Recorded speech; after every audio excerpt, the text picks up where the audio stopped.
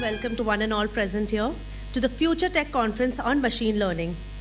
Running since 2014, the FutureTech Conference series by National Stock Exchange looks at technologies that are expected to have a significant impact on capital markets and brings together global and local audiences into a conversation about the technology, its ramifications, and the extent to which it is a reality in today's world. Robotic hedge funds allocating assets, robo-advisors guiding investments, bots taking over customer interactions, and so much more. Machines are finally learning to do those complex tasks that only humans could learn to do. While the technology has been around for a while, it is only today that enormous increase in computing power and data are finally enabling real use cases.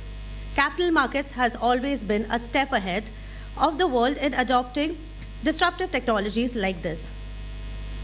Today's program is a true vendor-independent event that will involve actual practitioners' opinions and frank discussions about real use cases from many of the people who are the cutting edge of this new, vastly disruptive technology.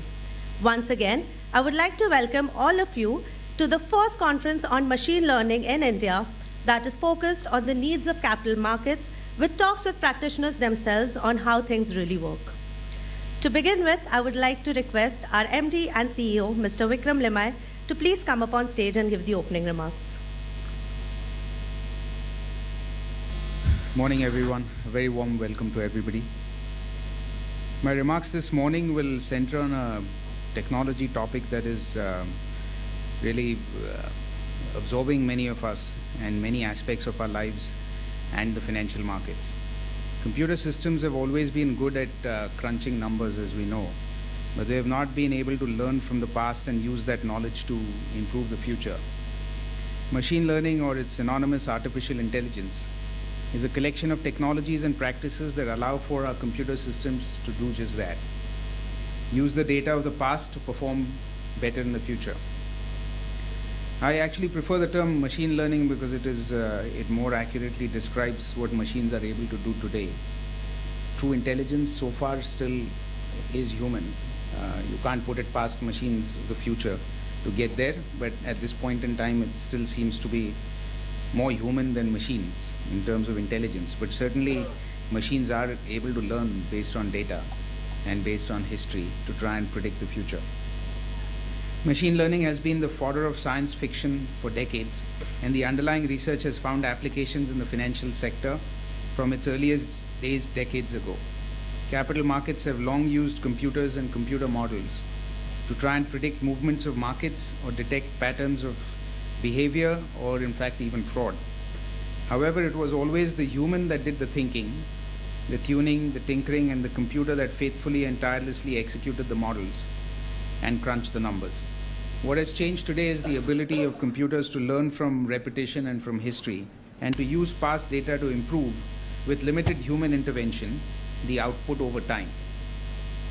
Perhaps the best known early application of machine learning was in 1959, when Arthur Samuel and IBM scientists published a solution to the game of checkers. For the first time, a computer could play checkers against a human being and actually win. This is now also possible with the board game Go. We've seen it even in chess, which has been around for 2,500 years and is purported to be more complicated and strategic than chess. 20 years ago, it was widely believed that a computer could never defeat a human being in a game of Go. This belief was shattered in 2016, when AlphaGo, a computer program, took down an 18-time world champion in a best-of-7 match. Deterministic technologies that mimic human behaviors are being superseded by intelligence systems that not only perform at or beyond human capacity, but evolve and develop new capabilities like people develop. Instead of perpetuating a dependence on programmed responses and all the limitations and complexity that entails, we're teaching systems how to learn. This is a quantum jump in what computers can do, since the significant bottleneck in harnessing information technology is the difficulty of programming the instructions needed to make a machine perform a task. The underlying science is both remarkable and beyond the scope of this talk. It is not too difficult to understand that the recent advancements in artificial intelligence are shaping how the capital markets are evolving. So what does all this mean for capital markets? In the early 90s, financial institutions began exploring opportunities to automate the decision-making process in their trading strategies. Today, computers carry out a significant portion of trades on stock exchanges. We're well aware of algo trading and high-frequency trading, etc., which are largely done by machines. Actually, it comes as a surprise to me that when you talk to many of these high-frequency trading shops, they actually employ people who have no knowledge of financial markets. They're still able to make a lot of money. And that's really because they just have programs and they have machines who are able to detect patterns, figure out what's happened historically, predict the future, and it all seems to work. Everybody is making money, with most people having limited knowledge of financial markets. And that's because these programs obviously do not apply human judgment in terms of what's going on during the day. They're just programmed to operate based on a set of parameters that they see operating in the markets. These systems are mathematical algorithms programmed and tuned by humans and merely executed at scale by machines. It is the rise of big data and exponential increases in computing power that's now truly changing the game. Humans can handle very complex problems, but only on limited sets of data. Where the human mind and traditional systems struggle is to handle the vast quantity of structured and unstructured data that is available today, and that's where machine learning excels. For example, in the lead up to the Brexit vote, Japanese trader Yoshinori Nomura's Simplex fund used a machine learning driven algorithm to sell Japanese stock index futures, while others, including Yoshinori himself, were anticipating a market rally based on a Brexit no vote. Fast forward to the end of the day when the Japanese market dropped to a 5-year low and Nomura's Simplex strategy resulted in a significant gain. So here, this is just a clear example of a human being applying judgment and trying to think about what an election outcome could be versus a programmed machine operating in a different way. And obviously, the machine came out far better than the human judgment in this specific instance.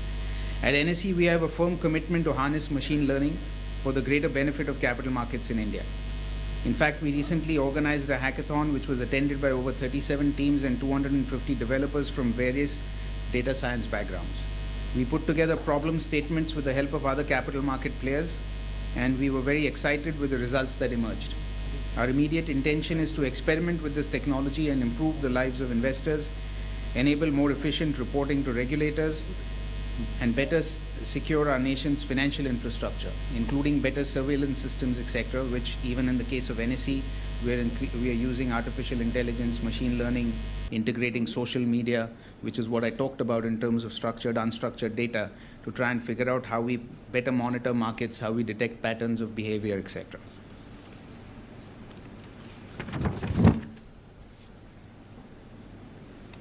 Our excitement stems from conversations with our technology partners and experimentation done in our businesses.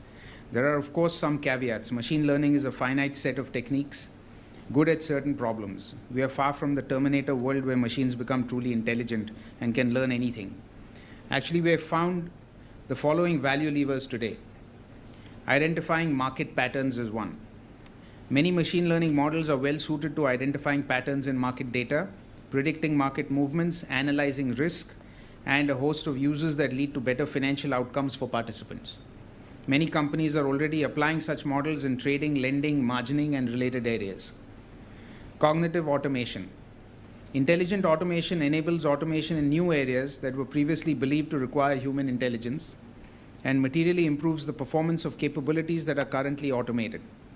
Cognitive process automation can accelerate greatly the automation of discrete, low complexity tasks using cognitive capabilities to mimic human behavior, hence avoiding the long and slow process of programming that today's automation scripting requires. Such systems are also far more tolerant of failure and have lower error rates than either their human or their traditional scripted counterparts. Enhanced judgment. Significant use of machine learning is to augment human intelligence by evaluating and elevating options for consideration and improving decision making. For example, cognitive knowledge management systems are used to draw on inductive modeling and research to produce timely insights on markets and clients, inform recommendations to financial advisors, or detect fraudulent or risky behavior. The goal is to help human employees make better informed decisions, consider new strategies and approaches, and ultimately provide better outcomes faster. Enhanced interaction. Enhanced interaction involves delivering a superior experience to clients through hyper-personalization, conversational interfaces, and the curation of real-time information. Artificial intelligence makes it possible to provide a high degree of customization, cost-effectively and at scale, by automatically analyzing each client's behaviors. It also makes it possible to engage in more human ways and offer the right information at the right time in the right context. Firms are looking at cataloging and analyzing sales and trading conversations to better anticipate client needs and increase the effectiveness of interactions. So in conclusion, ours is an industry that has shown a willingness and ability to capitalize on emerging ideas, using them to differentiate our businesses and creating value for clients. This is why capital market firms are so well positioned to take advantage of the latest technological developments and why capital markets are poised to be transformed by machine learning. However, until now, most firms have focused on using these technologies to cut costs and make processes more efficient. But machine learning has the potential to create value across the organization in entirely new ways. Which brings me to the purpose of this conference. Machine learning adoption cannot be created within these four walls and within conferences. It requires a partnership between regulators, member institutions, and all capital market players. We hope our gathering today serves as a melting pot for new ideas and sparks conversations that further the adoption of artificial intelligence, and therefore improves the lives of investors, enables more efficient regulation of markets, and better secures our nation's financial infrastructure. Once again, thanks very much for coming, and hope you have a productive conference. Thank you, Vikram sir. Moving right along, it is now my pleasure to introduce our guest speaker, Mr. Hari Balaji, CEO, Egregore. Right. Good morning, everyone, and thank you very much, NSE, for giving me the opportunity to address this audience. I'm very excited to be here today to talk about the impact of AI and machine learning on capital markets. Before I start, I want to sort of, layer on a few disclaimers as well as introduce myself a little bit and talk about why I'm probably the right person to address this audience. Right, so I think the deck itself is going to present a number of different facts, largely dealing with how globally in the developed markets, AI and ML has entered the decision-making process of investment managers and capital market participants. Overlaid on top of that are going to be my individual opinions, right? And obviously we can question them and we can have a dialogue around that. And I just want to sort of separate the two out. So I have a very particular distinct opinion about how this is going to impact all of our lives, and that's a large amount of the presentation is going to talk about that. So in terms of my background, I spent about a decade across Hong Kong and Singapore at Goldman Sachs as a quantitative strategist. I was probably doing data science and machine learning before it was called ML or AI. And recently I moved back to India to co-found a company, Egregore Labs, and we are basically in the business of bringing data science to investment managers. So moving right along. So this is kind of where I want to start with, which is if you look at sort of, are people in the audience familiar with VisiCalc? Has anyone used it back in the day? Okay, probably not. So it's a precursor to sort of the old age Lotus 123 and broadly spreadsheets, right? And VisiCalc made a big entry into the market in the 1990s, where they kind of brought in spreadsheets, and essentially it was thought they had the opinion that it would completely revolutionize the market. But the financial community as such and Wall Street essentially said that, okay, that's an accounting product, right? Like, it's not going to change my life. Why would I ever need a spreadsheet? But fast forward like 20 odd years, and literally everyone has, irrespective of what your job is in the capital markets, you typically operate spreadsheets on a daily basis, right? And my proposal or my supposition is that data science would similarly not just be sort of a tool for quant funds, which is kind of what people think it is today, and it'll be all pervasive and cover investors across a broad swath of asset classes and a broad kind of approaches and investment philosophies. So before we move on, I was asked to speak about AI and machine learning, and these terms are being used very interchangeably. So I'd like to sort of try and use a tight definition of what I mean by AI when I talk about it. So I want to call it the ability of a machine to perform an action that was previously thought to require human intelligence. And this is the most important part, but it can do this in the absence of explicit instructions, likely by observing humans in action. So for instance, if you wrote, for example, if any of you had computer science in high school, like I did, and you wrote an algorithm for bubble sort, that does not constitute AI, because you've provided the machine explicit instructions and rules, and it follows those explicit instructions and rules. Whereas what we're really talking about here is sort of learning typically by observation and learning by deduction, right? And I think that is the key sort of difference in terms of what machine learning is. Now, what I don't want to cover in this talk is a bunch of topics which there are people, largely because I'm not the expert on these topics, and there are plenty of other people and avenues for you to learn about them, which is basically things like how machine learning is being used in credit scoring, blockchain. I understand the NSE will have a separate discussion around that or a conference around that later in the year. Chatbots, which basically have a wide variety of use cases and are also sort of getting into finance. Everything in the area of sort of RegTech, InsurTech, and OpsTech, and retail and corporate banking use cases, right? So this is broadly a set of topics I won't be covering.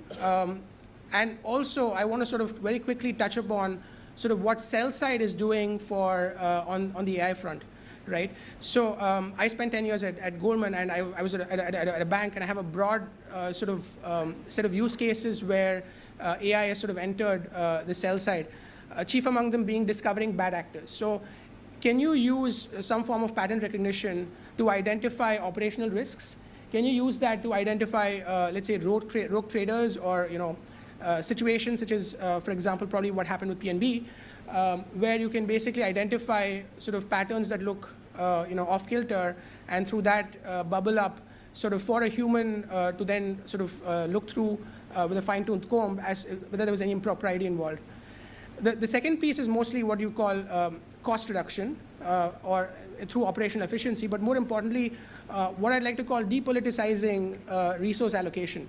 Now, that's a very interesting and useful thought, which is generally what happens in, banks have been sort of large organizations with and therefore like sort of have all the politics that come inherent to being a sell-side organization. And if you had to support a decision where you didn't want the biggest sales guy or the biggest trading book to get allocated a resource, then the sort of most neutral arbiter is probably a machine, right? So the previous generation of that approach would probably be using classical data analytics, but then you can also sort of extend that to data science, for instance, and you basically have a very data-driven approach to sort of resource allocation, which most people generally tend to agree as being fair. And sort of depoliticizes the process of resource allocation within banks. The third piece, which is obviously gaining a lot of importance and has gained over the last decade or so, is just stress tests and scenario analyses, right? I think the core issue with sort of using purely historical data to perform any kind of analysis is that you're basically traversing one Monte Carlo path through history. And what you probably want to do is to generate many other scenarios when it comes to stress tests, and broadly for other purposes as well. And ML is kind of very useful in sort of learning historical patterns and then generating, patterns that look like them but are not exactly them. So you can kind of look at alternative realities and try to understand how your book or your risks would have been in that scenario. Finally, so this is more of the chatbots use case, but also a lot of other things which I think was touched upon by Mr. Limai as well, which is trying to understand customer behavior. So, for example, if I publish a research report and so currently the process which I probably follow in trying to understand how my customer base or my investors have actually perceived this report is to kind of get every salesperson or every person who has a relationship to call up his end client and ask them for feedback on that report and try to bubble that up through an MIS. But you could probably automate all of that using software that's able to read emails, is able to understand chats, and then sort of create what could be a real-time MIS for you to be able to understand how your customers are perceiving some content that you've put out there. And also to sort of spot things like, if you have an irate customer and your salesperson is basically, having to deal with them, and they've not escalated quickly enough, maybe the ML and the AI is able to sort of, track that very quickly and do an auto escalation for them. So these kind of use cases. Basic automated response to customer requests. So this obviously applies for retail banking as well. So someone we were talking to kind of mentioned to us that the biggest chatbot use case in retail banking is where someone accesses a chatbot and asks the chatbot what are the branch timings, right? Likewise, in sort of the in the sell side world, one of the most common sort of questions is to basically receive some kind of market roundup, or ask for the price of a particular asset. So these are basically use cases that can be automated away, and sell side is aggressively pursuing that. And finally, employee compensation optimization. So this is actually a lot more interesting than it sounds. So for instance, your bonus cycle, and you know that you're going to pay your employees X, or you're planning to pay a particular employee X as of January or February or March, whenever your bonus cycle is. Now, what you would like to have is a model that tells you what is the minimum amount you need to pay him so he doesn't quit and go elsewhere, right?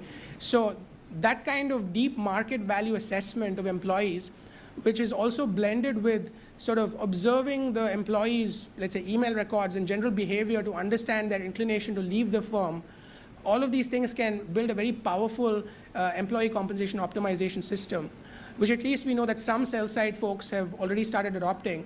And this is something that sort of broadly extends beyond sell-side use cases. So that's broadly the sell side. But so this actually brings me to the main chunk of my talk. So I want to cover a few things here, which is sort of just broadly the picture of what's happening in developed markets with some examples, but then talk about how AI is impacting three specific pieces of investor decision-making inputs in capital markets, which is alternative data, technical data, and fundamental data. Right, so when I normally ask people what they think trading and investing will become, when I ask my clients, so this is kind of the image they have, right? So which is that you'll have this super bot, which is just reading every information piece out there, and basically making trading decisions autonomously, and humans have no role. Humans are just passive observers, right? And kind of this kind of is what they see as the end state, right? Now, and the second and the most important question I get when I talk to clients is, will I lose my job to AI, right? And well, the answer is it depends, right? So in order to understand and be able to answer that question a bit deeply, we kind of need to understand what kind of problems AI can solve, right? So at the one end, there's basically the autonomous Google car. So essentially, which is kind of which is essentially be able to sort of learn by practice, going across, navigating through traffic, and progressively gets better. AI is also able to solve problems like, for example, is this a cat or a cupcake? A dog or a cupcake kind of problem. So image recognition. And finally, AI is able to solve sort of cleanly defined problems like, for example, chess or Go, right? And I think these are the kind of use cases we've seen. Now, what is common across all of these?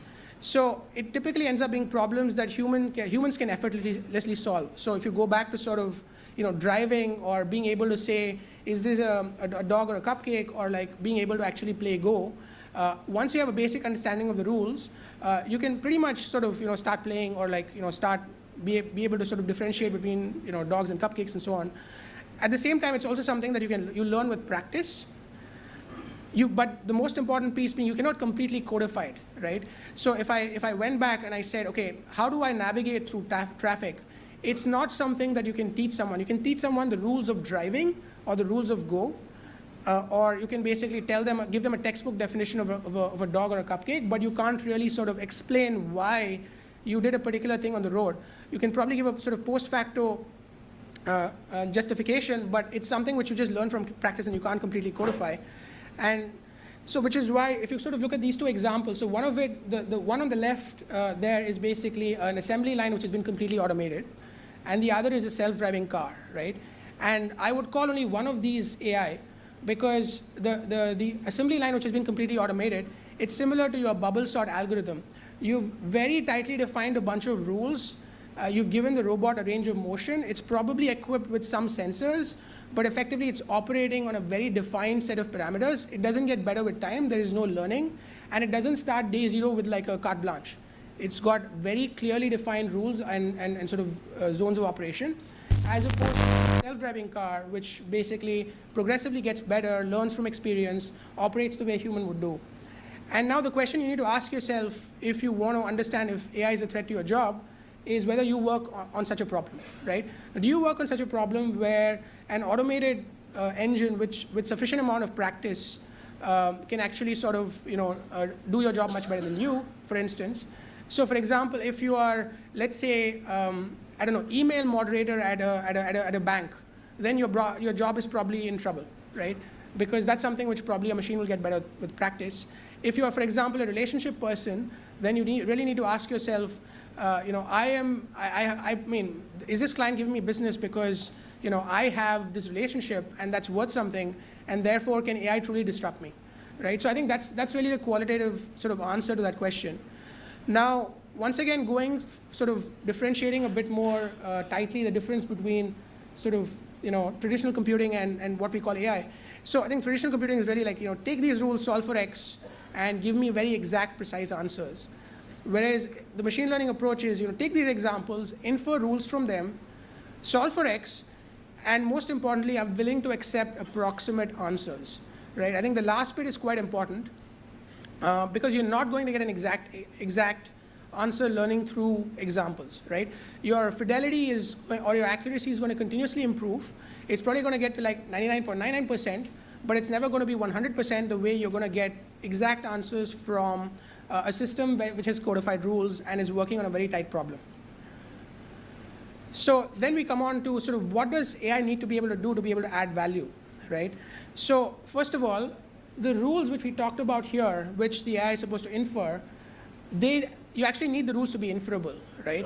And I'd further subdivide that into like a couple of pieces. So first of all, you need a large volume of data to be able to do that, right? In this business data rules, if you don't have a sufficiently wide variety of examples that are representative of kind of the real life scenario that the AI is going to be subject to, then you're probably not going to get too far.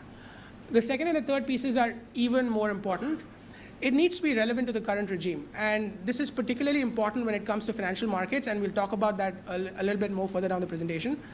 And more importantly, if you want AI to come in and solve a problem, typically you need to dedicate certain resources to it, and that typically doesn't happen unless humans are resource constrained in solving that problem well.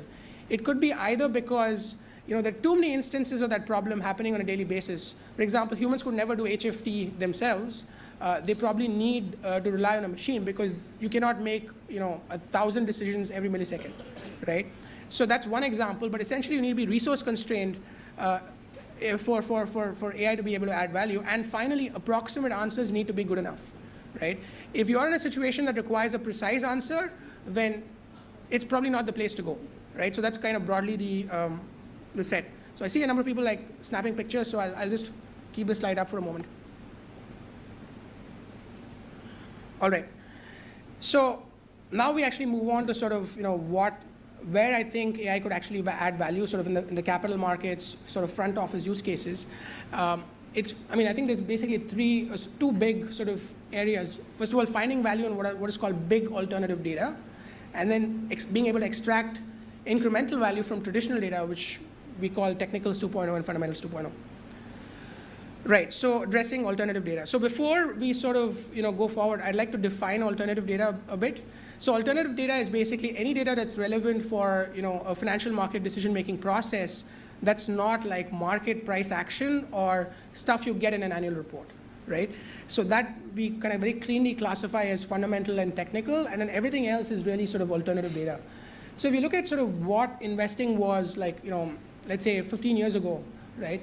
You had basically folks who had the fundamental approach to investing and people who had like the technical approach to investing using price action and market data. And the two would normally sort of be up in arms against each other because they had one person believed that the market was efficient and price had everything required and it's all pattern recognition. And the other set of investors basically were more of the Warren Buffett, Ben Graham school of thought who believed that bottom-up investing is everything. right? And both of these guys kind of broadly ignored all of this other stuff, right? They said, okay, yeah, microblogs, news, satellite data, social data, census data, blogs, we don't care about all this stuff.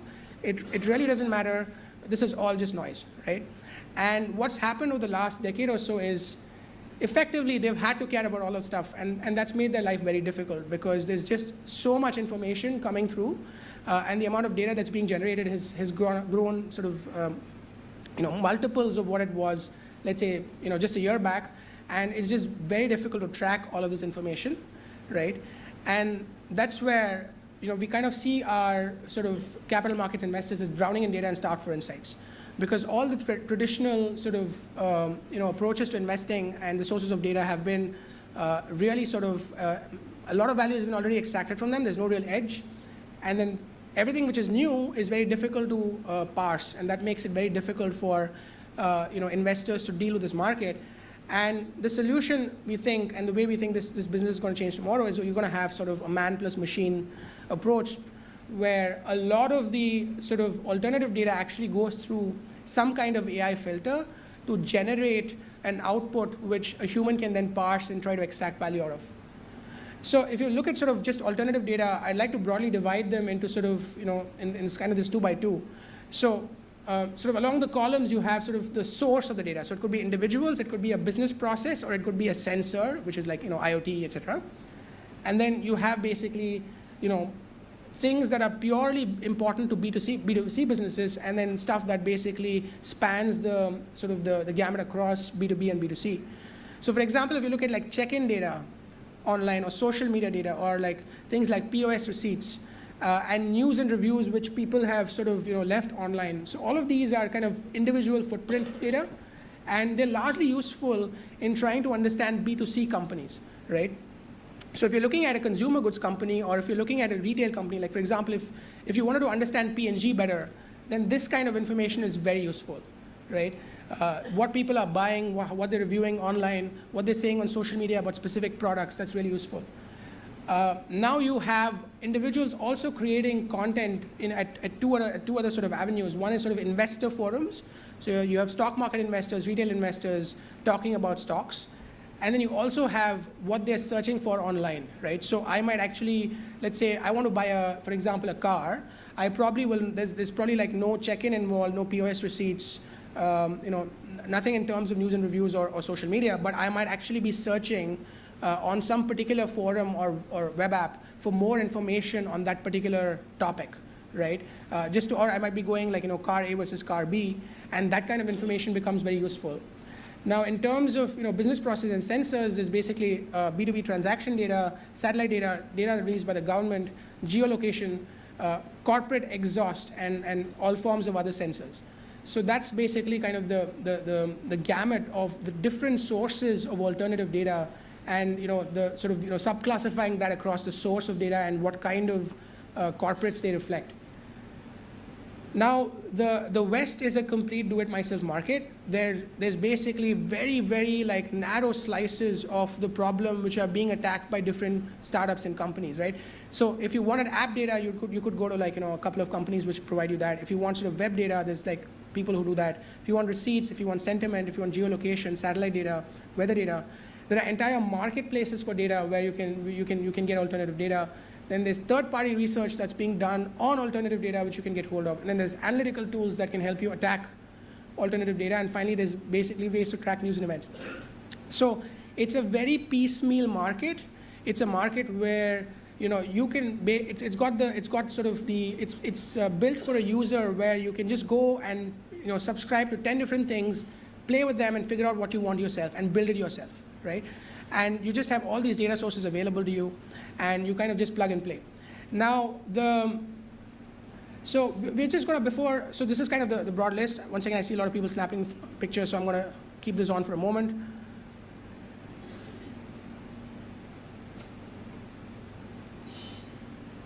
All right, so what we're going to do is, there's a lot of information here to cover, so we're just going to focus on two sort of very narrow slices to give you a flavor of what can be done and what is being done. The one piece is satellite data. So there's a very interesting company called RS Metrics. You can look it up later on Google and elsewhere. It's a geospatial data and analytics platform. What it really measures is traffic, right? So it understands for example, it's the one very specific skill which they have is kind of understanding, looking at a satellite picture and understanding, is that a car, is that a truck, is it moving, where is it located, right? And now what that's done really is it's helped them track sort of offline consumer volumes and employment levels, right? So if you basically snap a picture outside, let's say a Walmart or a Macy's, then you understand kind of how many people have come in and parked their cars and are shopping at this mall today, right? The second thing is you go to like a large, let's say, business park, and you kind of observe the parking lot, and then you get information as to what the employment levels of this particular industry is. So those are kind of the narrow use cases of this kind of data. So for example, like how is an offline business doing? How is commercial property doing broadly? Like if you look at a mall or factory, how are commodities doing? So that, I think that's another interesting piece. So you're able to observe logistics to some extent. You're able to observe sort of number of ships at a port, number of large trucks moving, let's say, coal out of a mine, for example. So those kind of use cases are basically what RS Metrics is able to address. And the process really is sort of, you look at an image like this, and you generate a signal, right? And you can perform really classical, sort of classic technicals on it, for example. And then you can come up with a trading strategy which beats the market. So I think that's really the premise. And effectively, there are people who are, absorbing these data streams, creating their own signals, and trading in a manner that's profitable. And that's really the premise of the business, and it seems to be working pretty well for them, right? Now, so this is kind of one example of where alternative data is being used. The other piece, which I'd like to focus on for a little bit, is social media, right? So once again, the important question which we get from a lot of customers is, like, social media, does it really matter? Like, is it really like that important? Like, people say all kinds of things online, like, should we take them seriously? So here's one example that I'm hoping will end that debate. So Kylie Jenner, who's a big user of Snapchat, posted like, does anyone use Snapchat anymore? Like, is it just me? It's so sad. And then wiped out 1.3 billion of Snapchat's value, market value, right? So this is a very bespoke example, and obviously there are many arguments to be made here and qualifications. Snapchat is basically, it's an app, it's got like a large online footprint, there's nothing outside of it, like it's a very specific case and so on and so forth, but I could come up with like 1,000 other examples, right? Like for example, just very little things like the whole issue with Maggie and how sort of across social media people were concerned about the fact that it's not healthy, and that created a sort of a snowball effect. Or like a couple of years when I was younger, sort of let's say worms in chocolates and things like that.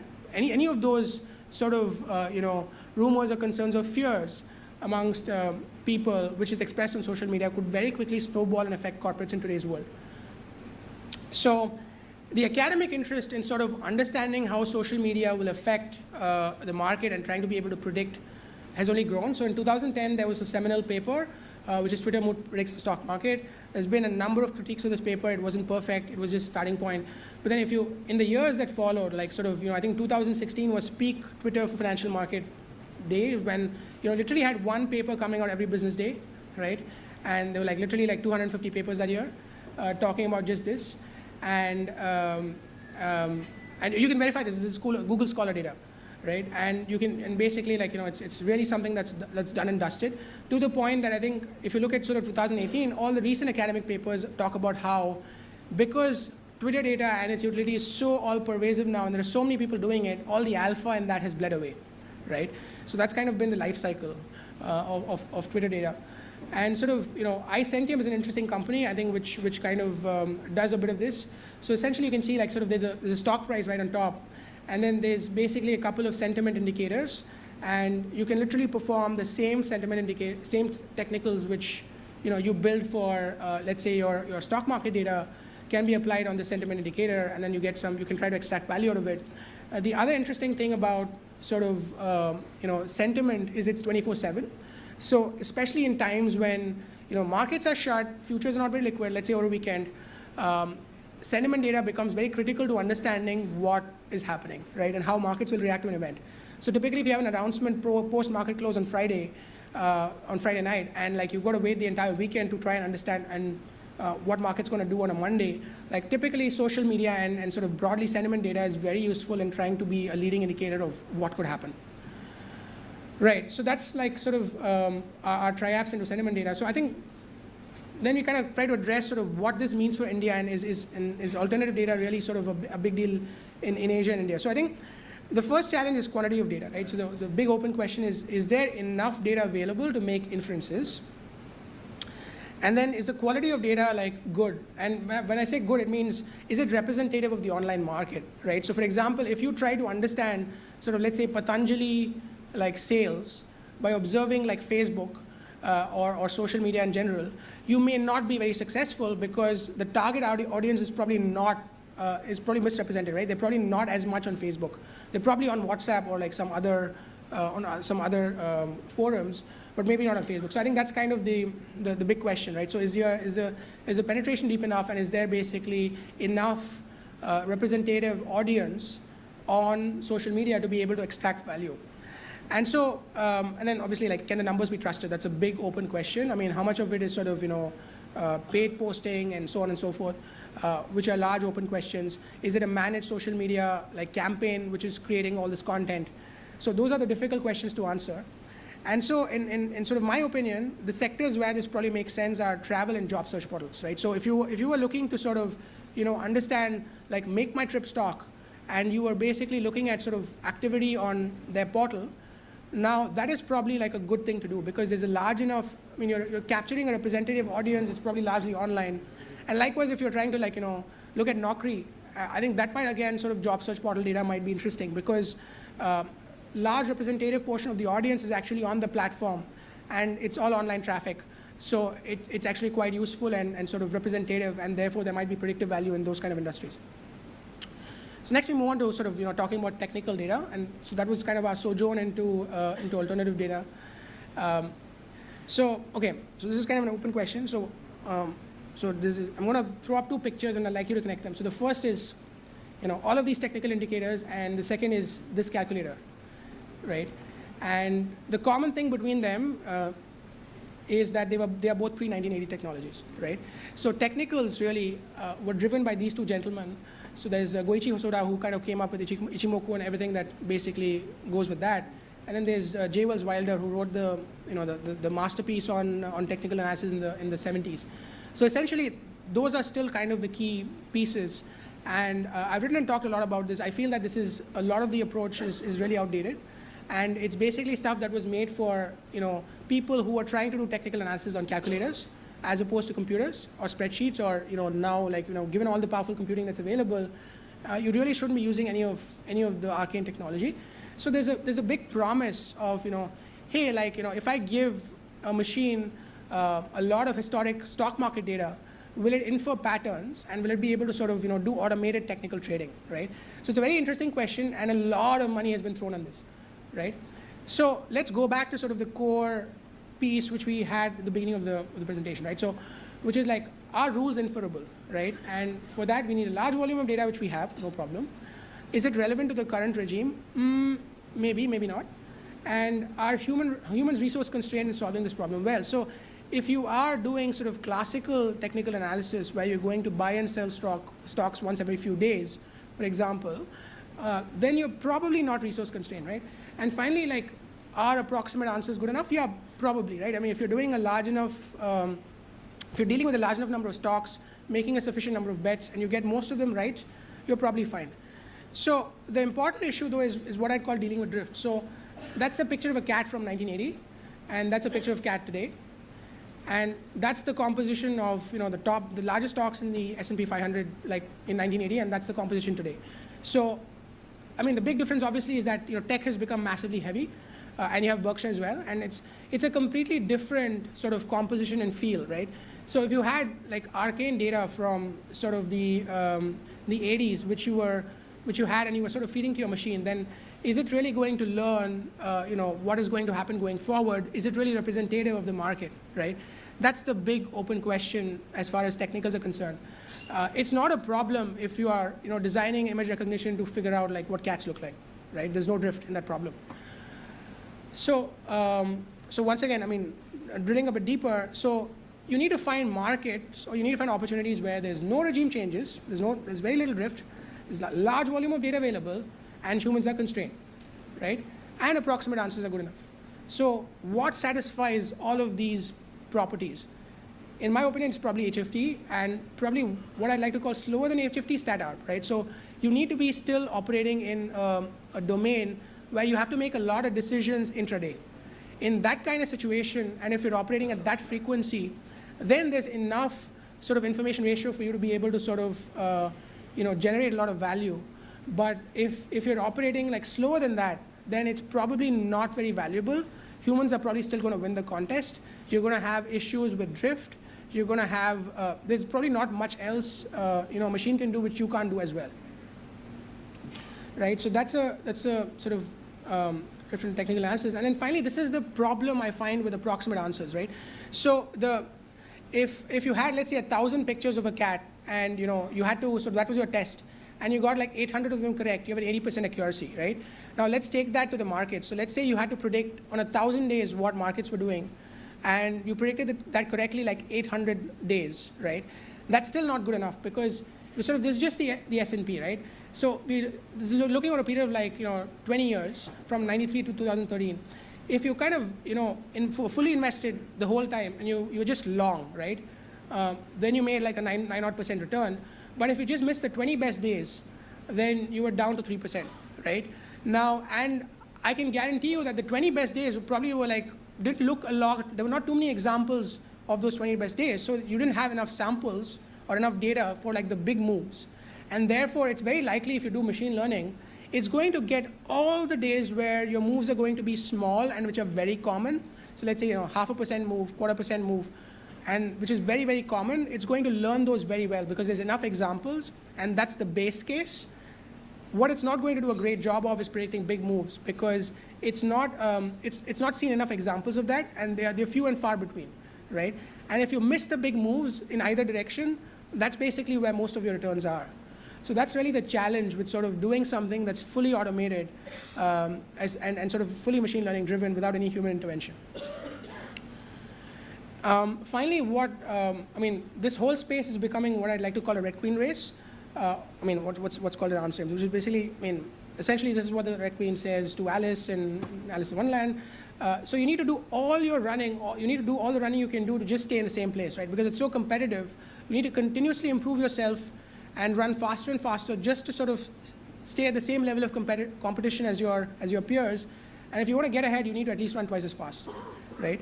So given the sort of how all-pervasive this particular approach has become, and if you look at it, sort of technical data is the easiest data to get hold of. It's not very expensive. Everyone has access to it. There's no barrier to entry. And a lot of ML is now open source. So there's plenty of people attacking this problem. So essentially, it's going to be one where the alpha bleeds very quickly, and you need to progressively throw more compute and better algos at it, and more sort of human intervention to sort of make it better, right? So that's really the challenge here. So moving on to fundamental data, and fundamental data is the tricky one, and we'll see why very quickly. So once again, going back to sort of the core premise, right? So rules need to be inferable. Is there a large volume of fundamental data? Let's see, I don't think so. Is it relevant to the current regime? That's probably also a no. And are humans resource constrained in solving the problem? Well, probably not, right? Because effectively, sort of you have, first of all, this and our approximate answer is good enough. So I think let's just attack each of these sort of piece by piece. So the first and most important piece of sort of fundamental investing is that it's hugely subjective, right? So you've got all these qualitative factors, like, is management like good, right? Management capability and integrity, like, can you judge that in a way without sort of human intervention, right? So, you can go and meet management, you can talk to them, and you can infer sort of, how good they are, and you can form a judgment, or you can listen to what they say on a call, or you can read the reports. But can sort of ML or AI really replace sort of that discernment and that judgment? Can ML or AI form sort of an independent view or industry or business outlook that's not really sort of an extrapolation of, what's already happened? How can sort of, a machine learning algorithm understand what regulation is going to come up, right? Like, so like budget is around next week, you might have some information, or you might have a view on, what might change and what might not. But how do you convey that information to sort of a machine, and how does it make a decision on that, on the basis of that? And remember, like, we're talking about things which, for example, a new regulation is typically something that does not have too many examples from the past, right? So you basically have to there's no historic data that the machine can really learn from. And finally, people want to ask thematic questions like, what stocks will benefit or suffer from demonetization, for example, right? Now that's like sort of a once in a lifetime event. It's a black swan event.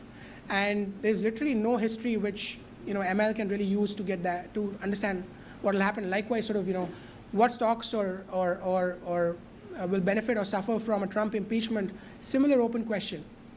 It's quite hard to use any historic data to kind of infer that. Now the question of is there enough data? So technical data, you got tons of tech data every quarter, but you probably get one fundamental data point every quarter, right, for any particular piece. So clearly, there's a huge deficit in terms of data. So here's where I think these are kind of the common pushbacks to using ML in fundamental investing, and it's not something that's highly explored for the simple reason that things change very for all these reasons. And finally, there's this Go, for example, and there's Calvin Ball. I'm not sure anyone's familiar with it, but this is basically from Calvin and Hobbes, where essentially Go is a game where rules are unchanged from 400 BC, but Calvin Ball is a made-up game where rules change every 4 seconds, right?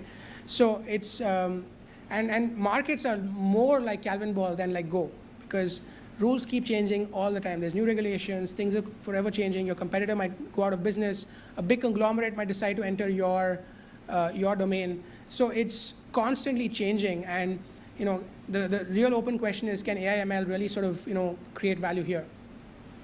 So now we kind of come to what can AI ML? It's a different kind of game, so it begets a different kind of question. So this is one product or one approach, right? So in the second year so for example, if you had a question like in the second year of the first term of a Republican president, if inflation remains below expectations, what sectors will outperform, right? Now there is a product you can ask that question to. It's called Kensho, right? It was just bought by S&P last week for $550 million. And that basically is doing some of these things, for example, right? And it kind of opens the door for products that are not basically making decisions themselves, but really support decision making through the use of these kind of technologies. So that's one approach, right? And Kensho incidentally has a very interesting tie-up with CNBC, which allows them to project these kind of open questions and get immediate answers on news programs, right? So I think that's super useful and very interesting. So in terms of the way ahead, for basically AI and fundamental data, I think the interesting pieces are going to be most fundamental investors don't measure well what they're doing, right? And I personally believe that you cannot really improve what you can measure, what you cannot measure. So the question which AI can probably really help us answer is, are you right or wrong? Or were you unlucky or lucky, right? I mean, you have all these historic decisions you've made and you've seen the results, but are you really learning enough from them? And AI can, right? And the question really is, it can help you answer, whether you actually made the decision for the right reasons and you made money for them, or you were just lucky or unlucky, right? I think that's very important because that helps you learn and improve your decision making. So it can be a powerful decision making tool. And then the second thing is that data is only as good as the questions you ask of it. So can AI help us ask better questions? I think that is a very important meta approach to this whole problem, which is you have a large amount of data, and right now you as a human are posing questions on it, similar to what Kensho is doing here, right? So you have a question, you throw it at the machine and it gives you an answer, but can AI really help you ask the right questions, right? And I think these are kind of the interesting pieces of the problem, which I think will add really long-term value in fundamental investing and this business as a whole, right? So in terms of just closing thoughts, so first of all, I want to re-emphasize that all automation is not AI, right? There's all kinds of business process automation that's going on, but as long as it's not learning from example, learning through practice, it's probably not AI. Now, alternative big data is a promising space, but it only works when data is reliable and data is representative, right? So reliable meaning you need to trust the numbers, representative meaning the sample of data which you're able to collect, or the cross-section of data is actually representative of the full market. Technicals 2.0 is, once again, is probably likely to work only in short time spans, and it will be an arms race, right? It's going to be a place where you need to continuously improve, you need to continuously retool yourself and throw more and more compute at the problem, in order to sort of stay ahead.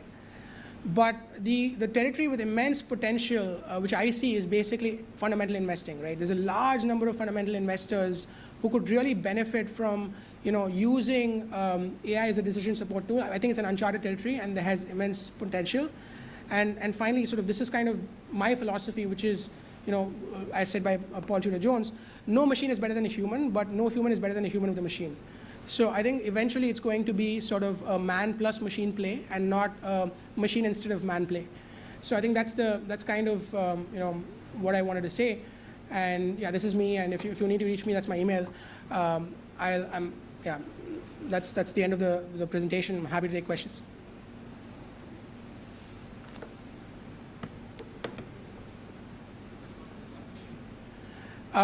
Yeah, sure. So we are basically in the space where we provide data science solutions to institutional investors. We can chat more offline.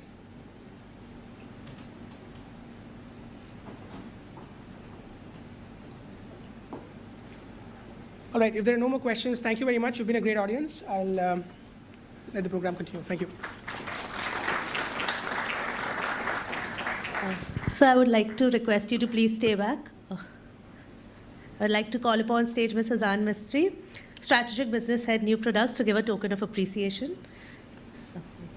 Please come.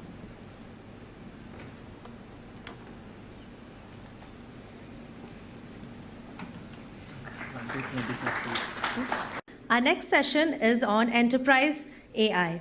Robotic process automation is much talked about as the game changer in enterprises. We have with us Mr. Rahul Kelkar, Principal Scientist, TCS.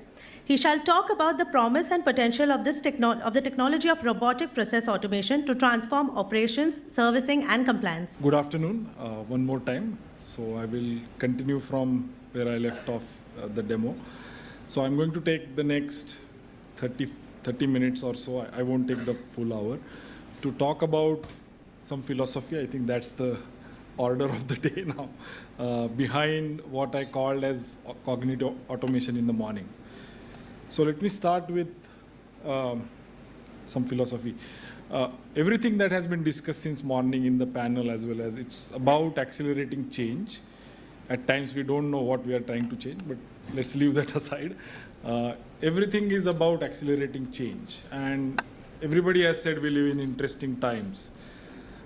We are super instrumented or hyper instrumented today, including we have wearables tracking where I am going, what is my blood pressure, pulse, all the way to mobile phones being tracked. Everything is being tracked. IT systems are being tracked. Applications are being tracked. I was discussing with someone, there are penny transactions flowing through the systems. Everything is getting tracked. Retail stores are putting cameras, tracking the footprint of where people are moving. Retail portals are tracking the customer journeys and so on and so forth. So we have what I would like to term as abundance of data and instrumentation available in the system. The second interesting thing that is fueling this acceleration of change is sort of everything has an API for doing things, including humans. You just say something about somebody on Twitter or Facebook and that guy will react. So it's like an API. So everything is almost software defined. And there are finer controls at which systems can be controlled, group of people can be controlled, applications can be controlled, and so on and so forth. So both of these, when combined together, is where we sort of start getting into this perfect storm of cognitive automation. So it's not really about only deriving insights from the instrumentation available or only exercising finer control over things. It's actually the combination that is more interesting. People have been trying to do this, and I'm now going to go to a more mundane world of enterprise IT systems, not really talk about money and trading. So people have been trying to do this in that world for 20, 30 years. People have been writing scripts to get things to be more available, more efficient, and so on. Two problems. First is the whole idea of the so-called robotic process automation, the approach that is being taken to automate tasks that people do, has several shortcomings because you just need to handle all possible situations, which is impossible. So you sort of script a few situations that are known, and then just, again, as I said in the morning, it's faith-based. The second big assumption that is being made when you do a robotic automation is about there is no change in the system that you are trying to manage through the automation. Big assumption being made, everything changes every day. Microsoft releases patches every day almost. So does Android. And as a result, the interfaces change, configurations change, workloads change. So anything that you put in place for resolving a known incident or known problem will be out of fashion in like 2 weeks, 4 weeks max. And then you need to build an army of people to retrofit the so-called robotic automation. And that's a real problem. As a result, you don't see large-scale efficiencies derived out of this kind of automation. The second problem is we have been talking about a lot of data being analyzed and so on and so forth. At least in the world of enterprise IT system, and you yourselves can draw parallel into your own domains, most of the inferences drawn are insights and observations. So they are not really prescriptive enough so that somebody can take an action based on it. It is sort of left up to the judgment to decipher the observation itself, because it's very subjective and at times statistical in nature. So this is the second problem. So it is very difficult to deduce prescriptive recommendations from data. Scale is a problem, size of the data is a problem, and the overall domain understanding also is a problem. So now what we have tried to do is we have tried to formalize the definition of a cognitive system along these two dimensions. So ability to reason and ability to perform action. If these are the two important characteristics of a cognitive system, let us just spend some time in looking at what are the key characteristics. So the ability to reason, the maturity curve starts from being descriptive. So I know, or I am able to see what is happening. So it's just a bunch of queries that I can write on the data and it will tell me something. So I can write some predicates. Next maturity is diagnosis. Can I now deduce some indirect inferences from it? And then I take it all the way to prescriptive recommendations, where I am able to actually chart out a prescriptive course of action based on the not just the description, diagnosis, but the prediction that I apply on top of it. So in layman terms, it is everything from hindsight all the way to foresight, where you are able to really deal at the foresight level. A lot of technology that has been around has really found new legs, if you will. Machine learning, AI, combined with a lot of domain knowledge about the domain in which the system is operating, can actually help one go from being a sort of a descriptive system to a prescriptive system. The second and probably more important aspect of this is about ability to perform actions in response to some reasoning that has been deduced. So now here the traditional approaches have been, I will automate a bunch of commands, and then the next step is I will automate a bunch of tasks, which is a sequence of commands that I execute and get something done. The next maturity is I will start automating workflows, where it's not necessarily a sequence of tasks happening in a sequence, but some are happening on this system, some are happening on the other system, and there is a predecessor-successor kind of relationships, at times some approvals and things like that being involved. So state of the art is the workflows which tend to be written for every specific situation that one needs to sort of automate. The next level of maturity is, so the workflows is where the robotic process automation kind of operates.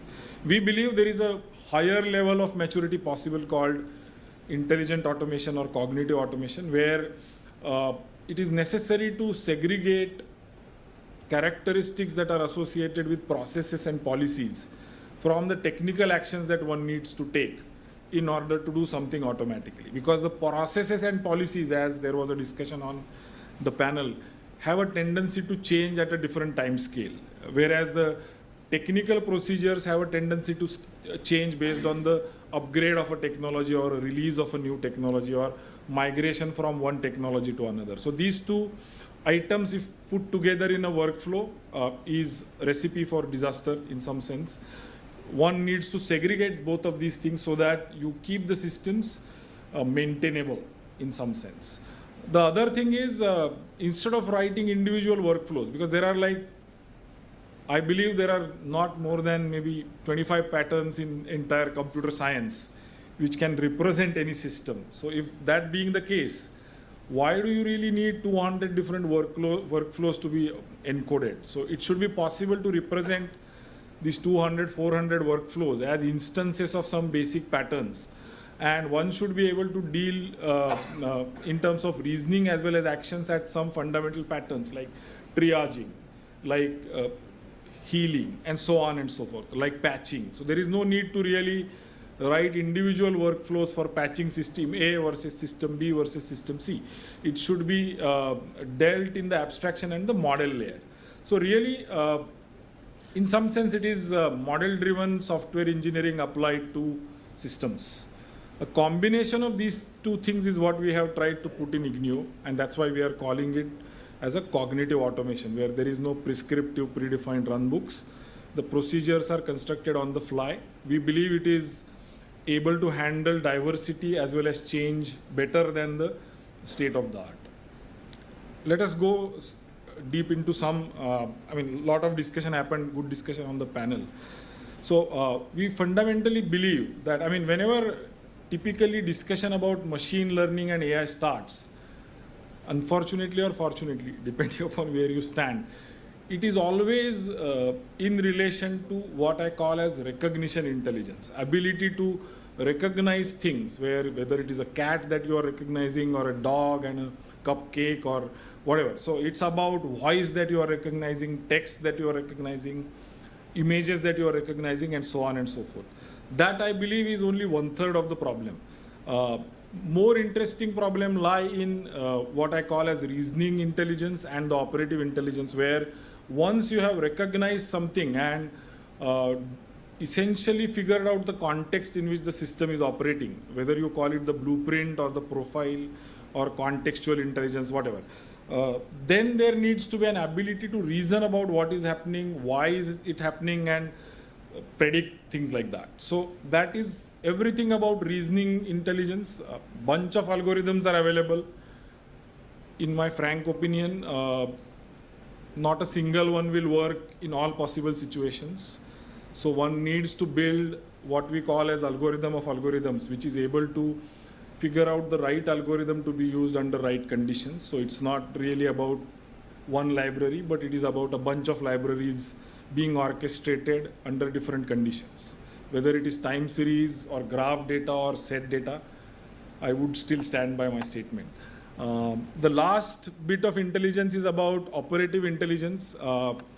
It is everything about using the APIs or interfaces available to exercise fine-grained management of the systems, so that the recognition and the reasoning that you have done can be operationalized to close the loop, so that you truly start becoming autonomous, which is sort of the holy grail, if you will.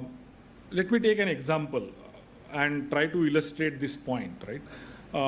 Let's say I want to go for a cup of coffee and I'm standing here on the podium. I do not have a procedure encoded in my head which says that how to go for a cup of coffee from the podium. I don't have a procedure like that. I am aware of the context. I am seeing things. I know that, oh, there are stairs, two steps I need to walk down. There seem to be few doors here and there, this one being the closest. So I am aware of the context by leveraging my recognition intelligence. I have the ability to deduce, to figure out, oh, that is farther and I may have to take my body up a flight of stairs, so it's easier to go out of this way. So I'm able to deduce that coffee shop seems to be generally in this direction. So it is better to take this door, and so on and so forth. Finally, nobody teaches me how to go to a coffee shop. I have fine motor skills which allow me to go down a flight of stairs or take a step or open a door, close a door, and so on and so forth. What I am doing as a human being is combining all of these three together, and automatically the procedure gets constructed to take me from this point to a coffee shop. Now, if I move from here to 5th floor, I'm not going to execute the same procedure. I will be again aware of the context at that point of time. I will figure out a different reasoning logic, and the procedure will get constructed on the fly. So just imagine similar approach being taken by a cognitive system to deal with either problems or requests. That's what I'm talking about. Let's move on. So what do we get out of this? I think a lot of debate was there about what will happen to human race and things like that. I believe it is not about replacing humans at all. It is about augmenting humans. Humans are doing their job fine. I mean, the fact that we are living and breathing, everything is fine. We just have this urge of doing things more efficiently. That's the reason why we are doing all of this. So it will essentially, I think, simplify our life at some point of time. It's not really about replacing it. So humans are good at doing certain judgmental tasks, and the intuition being one primary reason for it. Machines are good at doing certain repetitive tasks and able to deal with large amounts of data, which the humans are not good at. So if you just throw 1 million records at me, I don't think I can be context aware in less than 2 years. So machines will have to do what they are good at. Humans will have to be the judgmental force, and this combination is what will actually take us to the journey that we want to go on. So essentially it is everything about, and we have been implementing this in multiple customers for last 2 years. So a lot of heartburn has taught a lot of things there. Role of people has to change, because you cannot expect I will continue to do the same work, because then there is a threat and war between a machine and a human being. And that's a very ugly discussion at any point in time. Where have we tried to apply it? We have tried to apply it for data center operation, end user computing operations, batch system, platform operations, SAP, I think SAP gentleman was here, managing large SAP installations. The problem at the heart of it remains the same. The context and the model of the system changes. The algorithms and the actions remain the same. The last mile actions obviously have to change with the system that is being autonomously managed.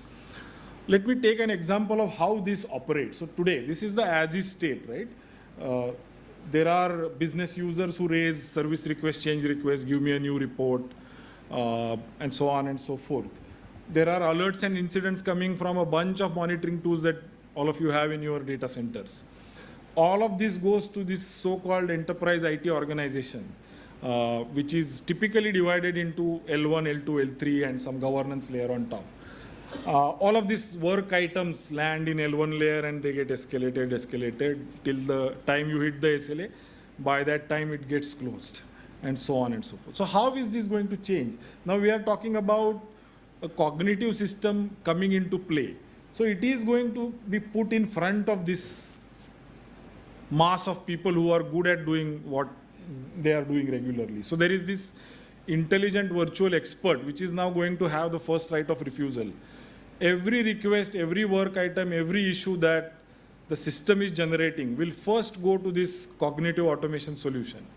The cognitive automation solution will try to reason with it using the context, figure out if there is a way to resolve this thing based on the available knowledge and confidence in the system. If it is able to do it, great. It will go ahead and action that thing. Anything that is not seen so far, or a new type of thing for which there is not enough confidence in the system, will get escalated to the human grid. The size of the human grid will obviously shrink. There is no doubt about it. But that does not mean what will they do? So they need to then be divided into sort of two sorts of teams. One team is the shrunk organization, which is handling all the exceptions that are being escalated by this intelligent virtual expert. The other team becomes sort of trainer of this intelligent virtual expert by curating the knowledge, by giving it more inputs about unknown situations, by giving it inputs about changes that are happening and not formally captured, and so on and so forth. So every time there is an escalation, it is a new learning for the intelligent virtual expert that needs to go back as a feedback loop, and hopefully the enough statistical data once collected, it will learn about that. So that's how the roles of people are going to change, is my experience with it. And you may feel that this is all theory. So I'm just putting up a slide to say that we have a bunch of customers across different business verticals. We have actually enacted these things. Obviously, we are managing over 1 million infrastructure resources across 50 odd customers, and we have been recognized by peer groups as well as analysts. So this is not vapor. Let me give some basic examples of kinds of things that we have been able to do. At Nielsen, which is an analytics firm, they are everything about data. So they have carefully selected Ignio. We have been able to reduce about 20,000 person hours per month of activity. We have shrunk the L1, L2, L3 effort by this much volume per month. So that much volume is handled by Ignio. The remaining is passed on to the L1, L2, L3 teams. At Neiman Marcus, which is a large retail organization, we have successfully used this in their peak season management. So for retail, September, October, November, December, January are super peak season. That's when they do most of their business. We have used this and achieved near zero downtimes during the peak season. At Nationwide Bank in UK, we have used this for predicting batch systems, and we have achieved more than 95% accuracy in predicting impending failures, SLA violation, max run alarms, so on and so forth. At Huskies, which is an energy major, we have reduced the mean time to resolve, where the end users are waiting for that much time to get something done, by more than 95%, because there is no need to call somebody or get approval from somebody. It's all deduced by the knowledge that is gained in the system. Lastly, within the Tata family, we have also used this to predict. Somebody talked about steel and the 3 parameters which are most important for predicting the quality. So we have used this post facto to predict overstock situations that are likely to happen within 8 weeks. And that actually it makes a big difference. One more thing I wanted to say, there was a lot of discussion about, there was a question that why would you not take us to a standardized, technically advanced system and then go to the artificial intelligence system? Very valid question. My experience about this whole journey is summarized in this slide. Unless the system that you are trying to manage or operate, and it need not be the IT system, it could be any system, is cataloged, it is very difficult to even think of directly going to cognition. You need to be first catalog, which means what are the different activities happening? Is there a standardized catalog for it? Are you able to measure things and so on and so forth? The second one, maturity, I would say, is assisted, where one is trying to derive benefits of automation on top of a catalog system, where it is a efficient catalog system, maybe another way of calling an assisted system. Third one is profiled, where one starts building the necessary blueprint, context, starts integrating data from different sources, whether it is configuration data, dependency data. All of this is necessary for one to start going into the intelligence and autonomous layers, because without the context, you will always remain an assisted efficient system, sort of an RPA level. Then next level of maturity is intelligent, where one starts putting both of these things together, where you leverage the context and historical information in order to become predictive, preventive, and then combine it with the assisted efficiency features to start becoming intelligent. Ultimate thing is, when you learn enough, there is no new thing coming into the system, you start becoming autonomous. So I believe this change is also a transformation journey from a process-centric organization, where adhering to the processes is the most important thing. That's what you get measured on. That's what you get audited upon. It doesn't matter if the throughput is suffering as a result. To a data-driven sort of organization, where data, throughput, efficiency are more important than adhering to the process. I'm not belittling adhering to the process, but that's a level of maturity. Finally, an intelligent, autonomous sort of maturity, where most of the common things are happening autonomously. Only exceptions are being thrown up, and then they are probably handled by humans, and so on and so forth. Last point, this is not easy.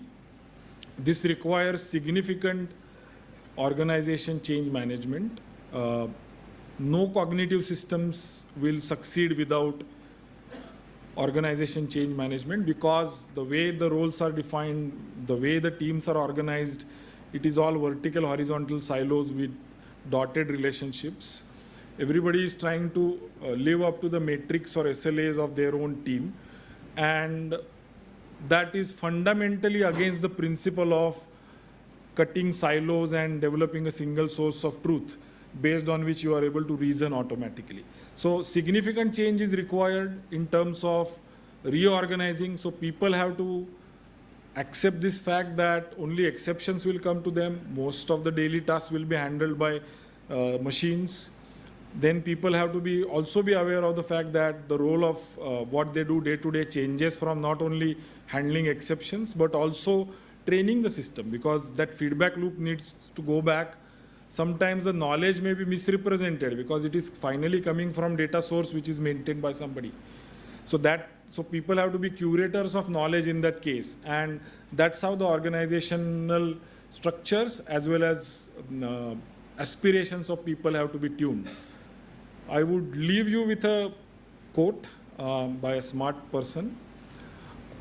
We tend to overestimate the effect of a technology in the short run and tend to underestimate its long-term effect. I'll give one example. All of us use GPS today on our phone. It is almost impossible for anybody to go from point A to B in Mumbai without referring to the GPS. If you just pop back last 30, 40 years, GPS was being tried for military installations, and very hard to use technology, very weather dependent. It became the thing at that time, and it was so hyped that it was, whatever use it found was sort of meek. In the long run, just look at it. It has just simply taken away our ability to navigate in a grid. I think when it comes to AI, I think I would like to add this point to the panel discussion. We are at this juncture where it is going to have a significant long-term effect on us. At this time, perhaps we are overestimating the short-term benefits it will give us. Thank you. I'll take any questions.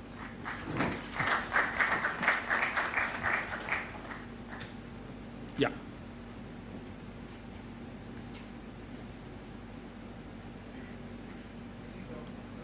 Yeah, okay. Sorry. Sorry, can you just... So we just heard about a bunch of possible long-term effects, right? Like some of the jobs will vanish. It's a very detrimental effect. It almost sounds like Skylab for the people who have read about it. It sounds like two firms will have two machines trading against each other. That's how I read the situation. I don't know. That will have repercussions, and maybe we need to deal with them as it comes. So have you seen a series called POI? It's a US sitcom. Okay. In that, there is a scientist called Harold. He has developed our AI. He named it Machine. And there is another scientist who developed another AI. It's called Samaritan. Now, it's a very interesting series. I have because I'm fond of this AI. And then now, a lot of the questions asked, and I think panelists will also like to see one of them. Do you see that I'm heading to this? So basically, the AI over there is sort of an actual AI right now, probably employed somewhere in the US, and they call it a daylight or not. So it monitors every conversation and it tries to predict with a certain degree of confidence that there is going to be a bomb blast and how severe it is to the nation's security. And they try to categorize. So do you see in the future, and eventually in that particular series what they are trying to show that Samaritan, which is another AI, comes to play and it overpowers the one which was helping, and it tries to take the decisions on behalf of it to make the future better, which it thinks is better. And eventually it turns out to be obviously we have seen that humans are bad decision makers, eliminate those. So do you think at some point Okay. I think it's a very hard question. I think people have spent years of their life pondering about this. I will give a short answer. These are two life-touching domains. That's why we have selected the domain of enterprise IT, where you cannot go wrong beyond a certain limit. Light things aside, I think it's a valid question. Skylab, as what I was saying, I mean, that's the situation where one may imagine this will lead to. But that's why I said, I mean, it needs to be a cognitive system first model, not a cognitive system only model. That's one way of putting a governance layer, because I fundamentally believe humans have intuition and ability to judge based on models, that the intuition they have, based on theory, not necessarily based on data. So I believe a combination is the feasible option in the short term. I don't know beyond the, yeah. Yeah, hi Rahul. Yeah. First of all, thank you for a wonderful presentation. Thank you.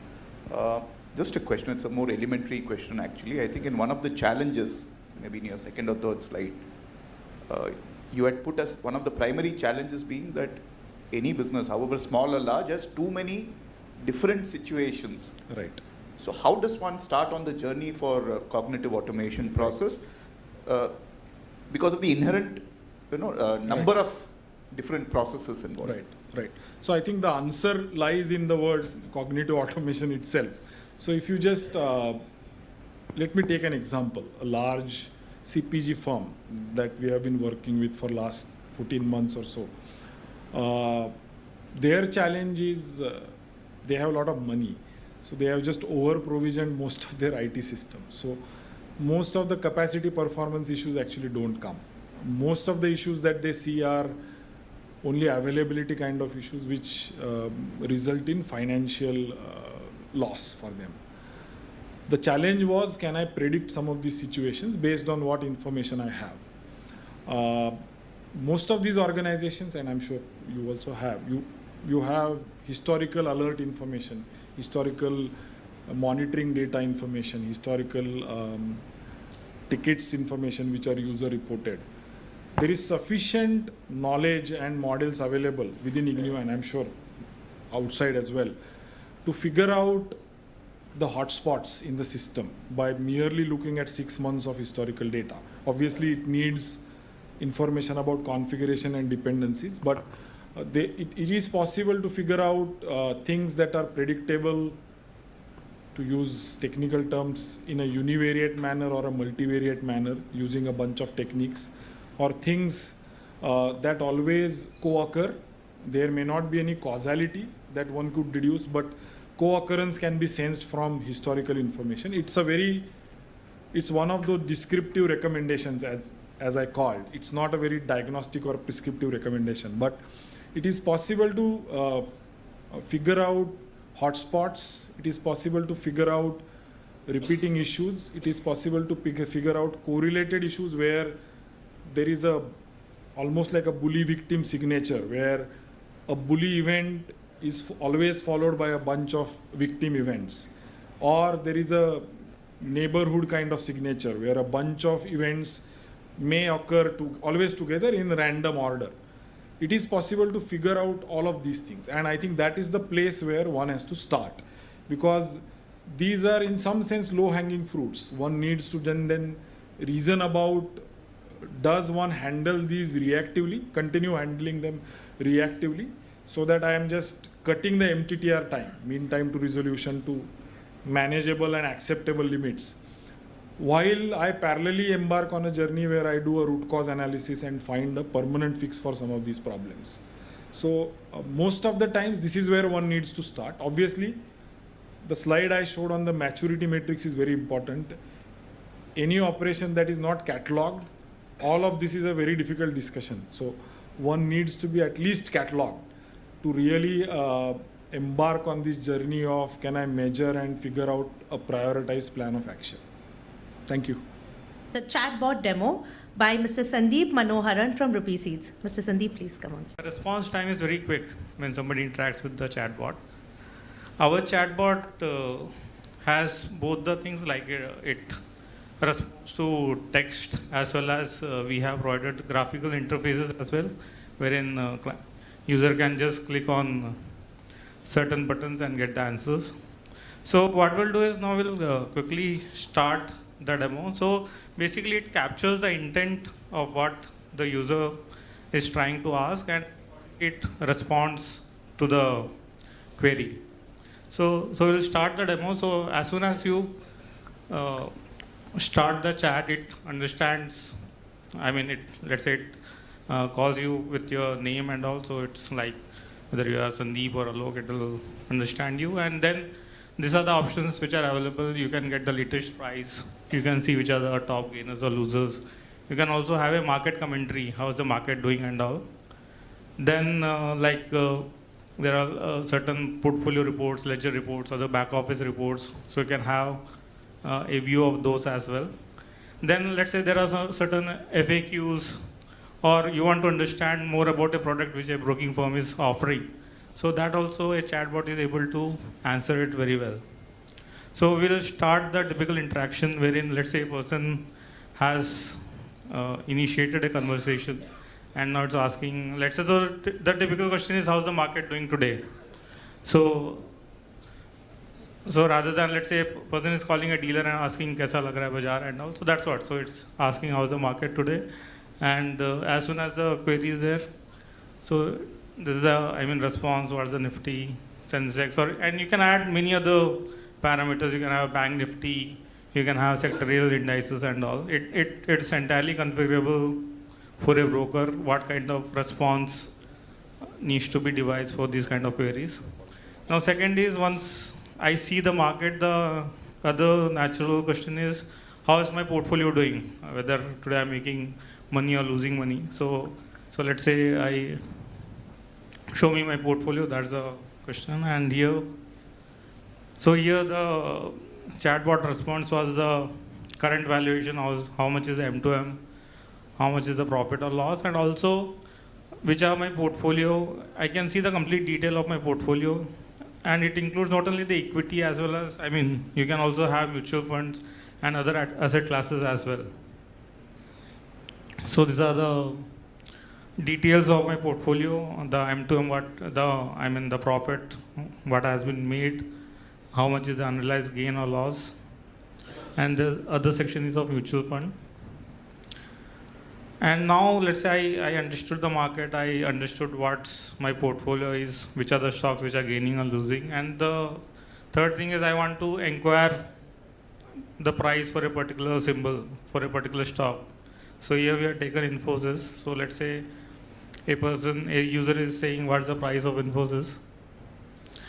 Okay, so here, so with portfolio, the ledger balances can also be seen, whether I have a debit or a credit balance. So if it is a negative balance, it will show in negative. Now the third interaction is with regard to the price of a particular stock.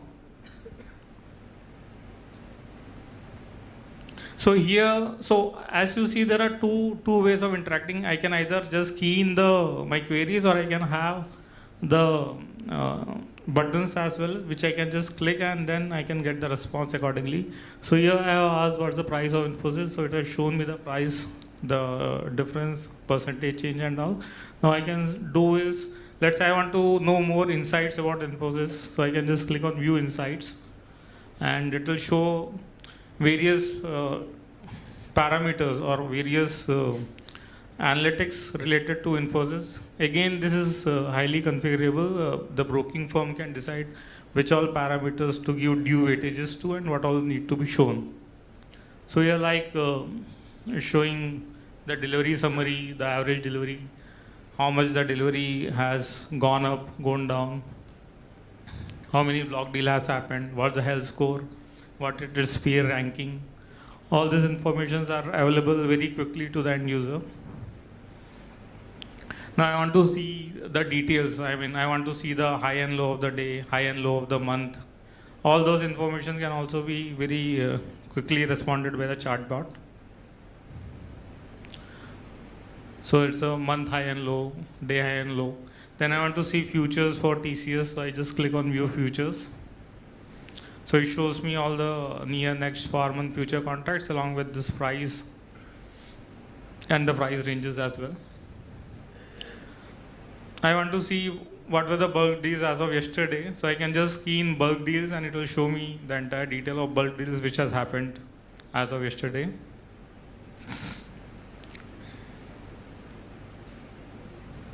Yeah, so these are the bulk deals which has happened.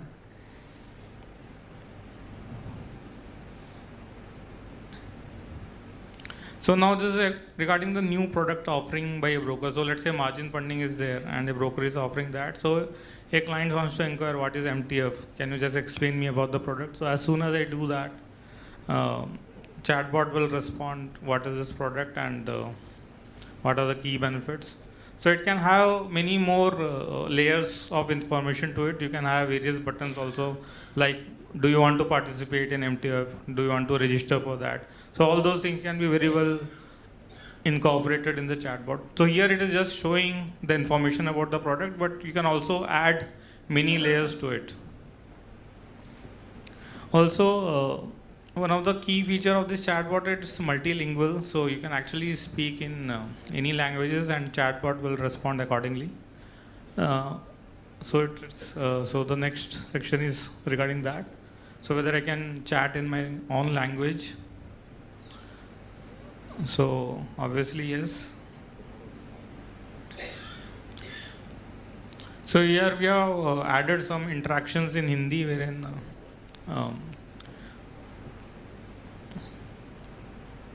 so and this switching can happen immediately. So you are texting in English and you can start texting in Hindi and the responses will come in Hindi as well.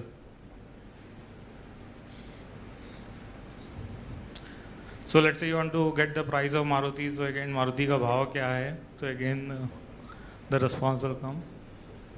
Okay.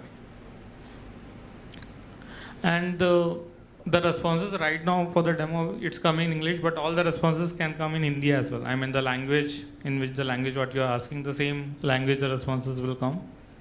So this was a very quick demo. So this chatbot can work as a standalone chatbot, or it can also be a part of the mobile trading app or the web trading portal. So it depends. So it can work in multiple channels. I mean, it depends on the broker what kind of channel this chatbot needs to be put into. Any questions on this? So this was a very simple chatbot demo. So this is already beta live with some of our broking members, and you will see it live very soon. Right. Thank you. Thank you, Mr. Sandeep. Now we have the panel discussion on adopting machine learning. Many companies have experimented with adopting machine learning with different levels of success. How are companies getting the resources, skill, and acceptance needed is what the panel is going to discuss about today. So I would like to invite the panelists on stage, please. Ms. Neha Punetar, she is the moderator for today's panel discussion. She's partner and head of digital strategy, innovation, and fintech at KPMG India. I would now like to invite the other panelists. Ms. Geeta Gurnani, leader, cognitive consulting services, IBM. Mr. Ramesh L, director, pragmatic services. Ms. Tinku Gupta, Head of Technology, Singapore Exchange. Mr. Harsh Agarwal, Vice President, JP Morgan Chase. It's a great honor to have such esteemed panelists. Ms. Neha is also with us here.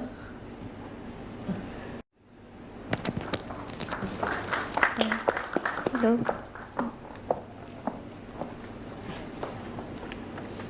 Over to the panelists.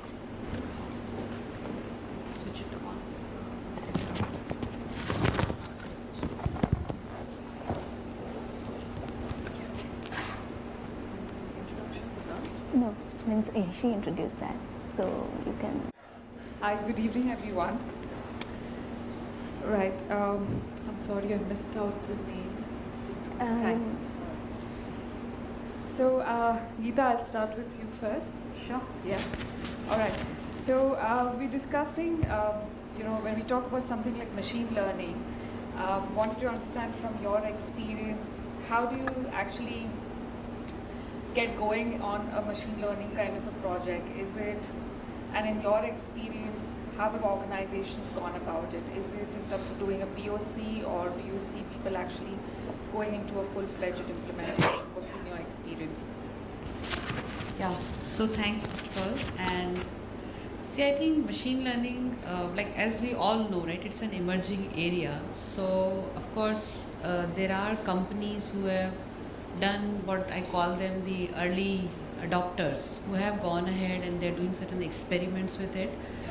The mode is always either POC or pilots, what they call them, because they just want to see that is it really real? Because in a lot of people's mind, is ML real is a question mark.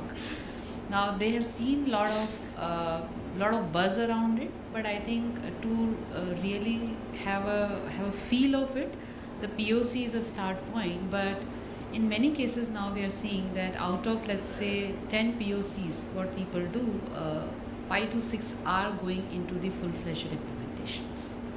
So people start with POC pilot, have a feel of it, that what it really gives me as an outcome, and then they are rolling it out in the other part of the businesses. So you're saying that there's been at least 50 to 60% kind of a hit rate, and in terms of POCs actually maturing into full-fledged implementation. Yeah, because as I said, like in a lot of businesses mind, because see, as a technology, we all know that it is really flourishing, and we also call that AI is the new electricity, right? Or machine learning is the new electricity. The way electricity changed everything, the machine learning or AI will change. But I think it is just that everybody is worried about that how it is applicable to my business. Okay. So the minute they get into my business part, that's where they say, okay, then let me experiment first, and then I will take it to the next stage. Right. And Ramesh, has that been your experience as well? Have you all gone about executing any of the POCs or identifying the use cases around it? Yeah, so I think our experience was slightly different in that sense, I would say, because we were absolutely a bootstrap startup. It started 6 years back, actually, focusing on the analytics side of the business. We didn't even understand machine learning, big data, all of this were terminologies. And I think the whole concept that, in fact, the company was created from thought process that how do we bring business element into the analytics field. And what we have seen, at least in the machine learning space, is the client is not going to buy things on day one. That's not going to happen. It's a very long haul. And what we have seen is the clients who really experimented with us on machine learning. So we've done large projects for telecom industry. Like today, for example, the India's biggest telecom company predicts default out of our engine, actually. Or early warning solution. At least 6 large banks use our early warning solutions. And these are all in the realm of moving from the basic analytics to the machine learning to the AI sphere. I think they take time in terms of first getting the basics right. And when they are comfortable with you, then only they allow you to get to the next stage of evolution. So she's right, the pilots and the POCs work. But the fact is that at least we feel if you understand the data better in the existing clients, you are able to show far bigger value on the new technologies than just plainly saying I'm going and putting a black box and it'll start working from tomorrow. That's not going to happen. And typically, what's the kind of effort required, to just get your clients up the curve? Because I'm sure there's enough time spent in just building the awareness and, yeah, that's a good question. Selling the idea first. Yeah, I think the biggest thing, and at least I just want to reiterate in this room, because we've done some fairly, I would say, steep machine learning projects in India I'm talking about. And what we have seen is where the businesses have got involved, that's where it's succeeded. It's not a technology project, and we keep believing that technology will come and change. That's not the way it's going, because the minute CIOs try and say, hey, I bought some new black box and it start working from tomorrow, that project is going to fail. What we have seen is when the business domain guys start coming into the picture, they start believing that this is something that's workable, because they already have experience with you of working on a little, I would say, basic assignments. They understand you, they know you better. And when they start getting into it, just a simple example, something like a bad debt prediction, the entire collection team of this telecom company and the credit team was fully involved, to the extent that they said we are replacing our existing heuristic scoring model with a machine learning model. But they also came back with how the transitions plan can come, how businesses can be not disrupted because of something like this. So the key to me is the business participation, and that would also need a lot of education in that front. So it's a little bit of a, a curve where you have to also take your business users through that education curve before they start believing in it. Tinku, has that been your experience as well? Okay, I'll just probably mix it a bit because the way we look at it would also be that it's one of those technology where I have, yeah. So it's one of the technologies where technology itself can be a business owner, because the applications that we see today, one would be more in customer management application, customer engagement, but also the way we look at it from the areas of cybersecurity. The whole concept of AI ML is becoming extremely important, and the business owner of that product would be technology. So I think, like what you said about adoption, the starting of adoption, it's probably about time that you are not thinking concept anymore, you're also thinking value. So it's a bit more than proof of concept, kind of creating a more of a proof of value, a small fund where you put more skin in the game, because end of the day, the 60% hit rate depends on how committed we are and how we are researching on the usage. So one hand could be the general applications, which would be customer engagement, call center, an extremely important functionality which almost every business needs. Then if you look at more specialized like cybersecurity, so where we are looking at is really alert management, so more general. And there are two parts, right? One is the data, which you spoke about, and how you are building the data, and the other is the application of data, and the language part of it will then come, whether it's a language for alert management of cybersecurity, whether it's kind of we are looking at hardware logs, so much of logs always, can we make it more efficient by using machine learning, and then the third application would be really then how do we take that data, put the the whole unstructured data part of it, and use it for other things like decision making, data analytics. So we see a lot of applications, and probably it's about time to put a little more skin in the game, a little more small investment, so that it's more of a proof of value. It brings back something, because within 2020 it should be in every core technology application. That's how I see it. Right. So Harsh, for you, I mean, Tinku spoke about cyber security as one of the areas probably where they have explored as one of the use cases. What's the kind of use cases that you all have experimented with? So I think the initial question that I heard was more around whether we are doing POCs. Yeah. We talked about the business participation, and we also touched upon education. One of the major things that I think is required when we are trying to get machine learning or artificial intelligence into any business is choosing the right problem to solve. That's where I would say a lot of education needs to go. People start thinking of artificial intelligence as doing everything. We've not reached the stage where we have general intelligence in machines. So choosing the right problem, specifically for a place where I work in investment banks, we are very, very focused on making sure we are perfect on things. An error could mean monetary loss. So keeping the area narrow, choosing the right use case. The use cases could be in any sphere. The use cases could be in the technology world. Most banks run on machines anyways, so it could be through reducing the number of issues that we have to making money, generating trading signals. So in terms of the point that you made, to make the business issue very narrow or more focused, how have you all gone about it in terms of identification of these areas? Saying no a lot. Okay. I think that's kind of how I would just summarize it, but the whole idea here is more around the fact that when you go to a business user, the first conversation needs to be very, very broad, in which case you understand all the problems that they might be facing and everything that they want in the blue sky environment. So where do you see yourself in 5 years kind of thing. But then try to come down to something which will affect the world today and a material impact. Any solution is going to take enough time for them to realize benefits that if the impact is not material enough, they'll lose faith very fast, or they'll lose interest very fast, either ways. So the whole, we try and narrow it down. So if I'll just take an example so that we get the sense here. But let's say I'm talking to a person who's running a process, and he's got 300 people doing the process. One of the ways to think about it and could be that I want to improve the process as a whole, which is a really large-scale project. You could build a system out of it, employ 300 other people out of it. The other way to think about it is, I have a lot of different things which my people don't like doing, right?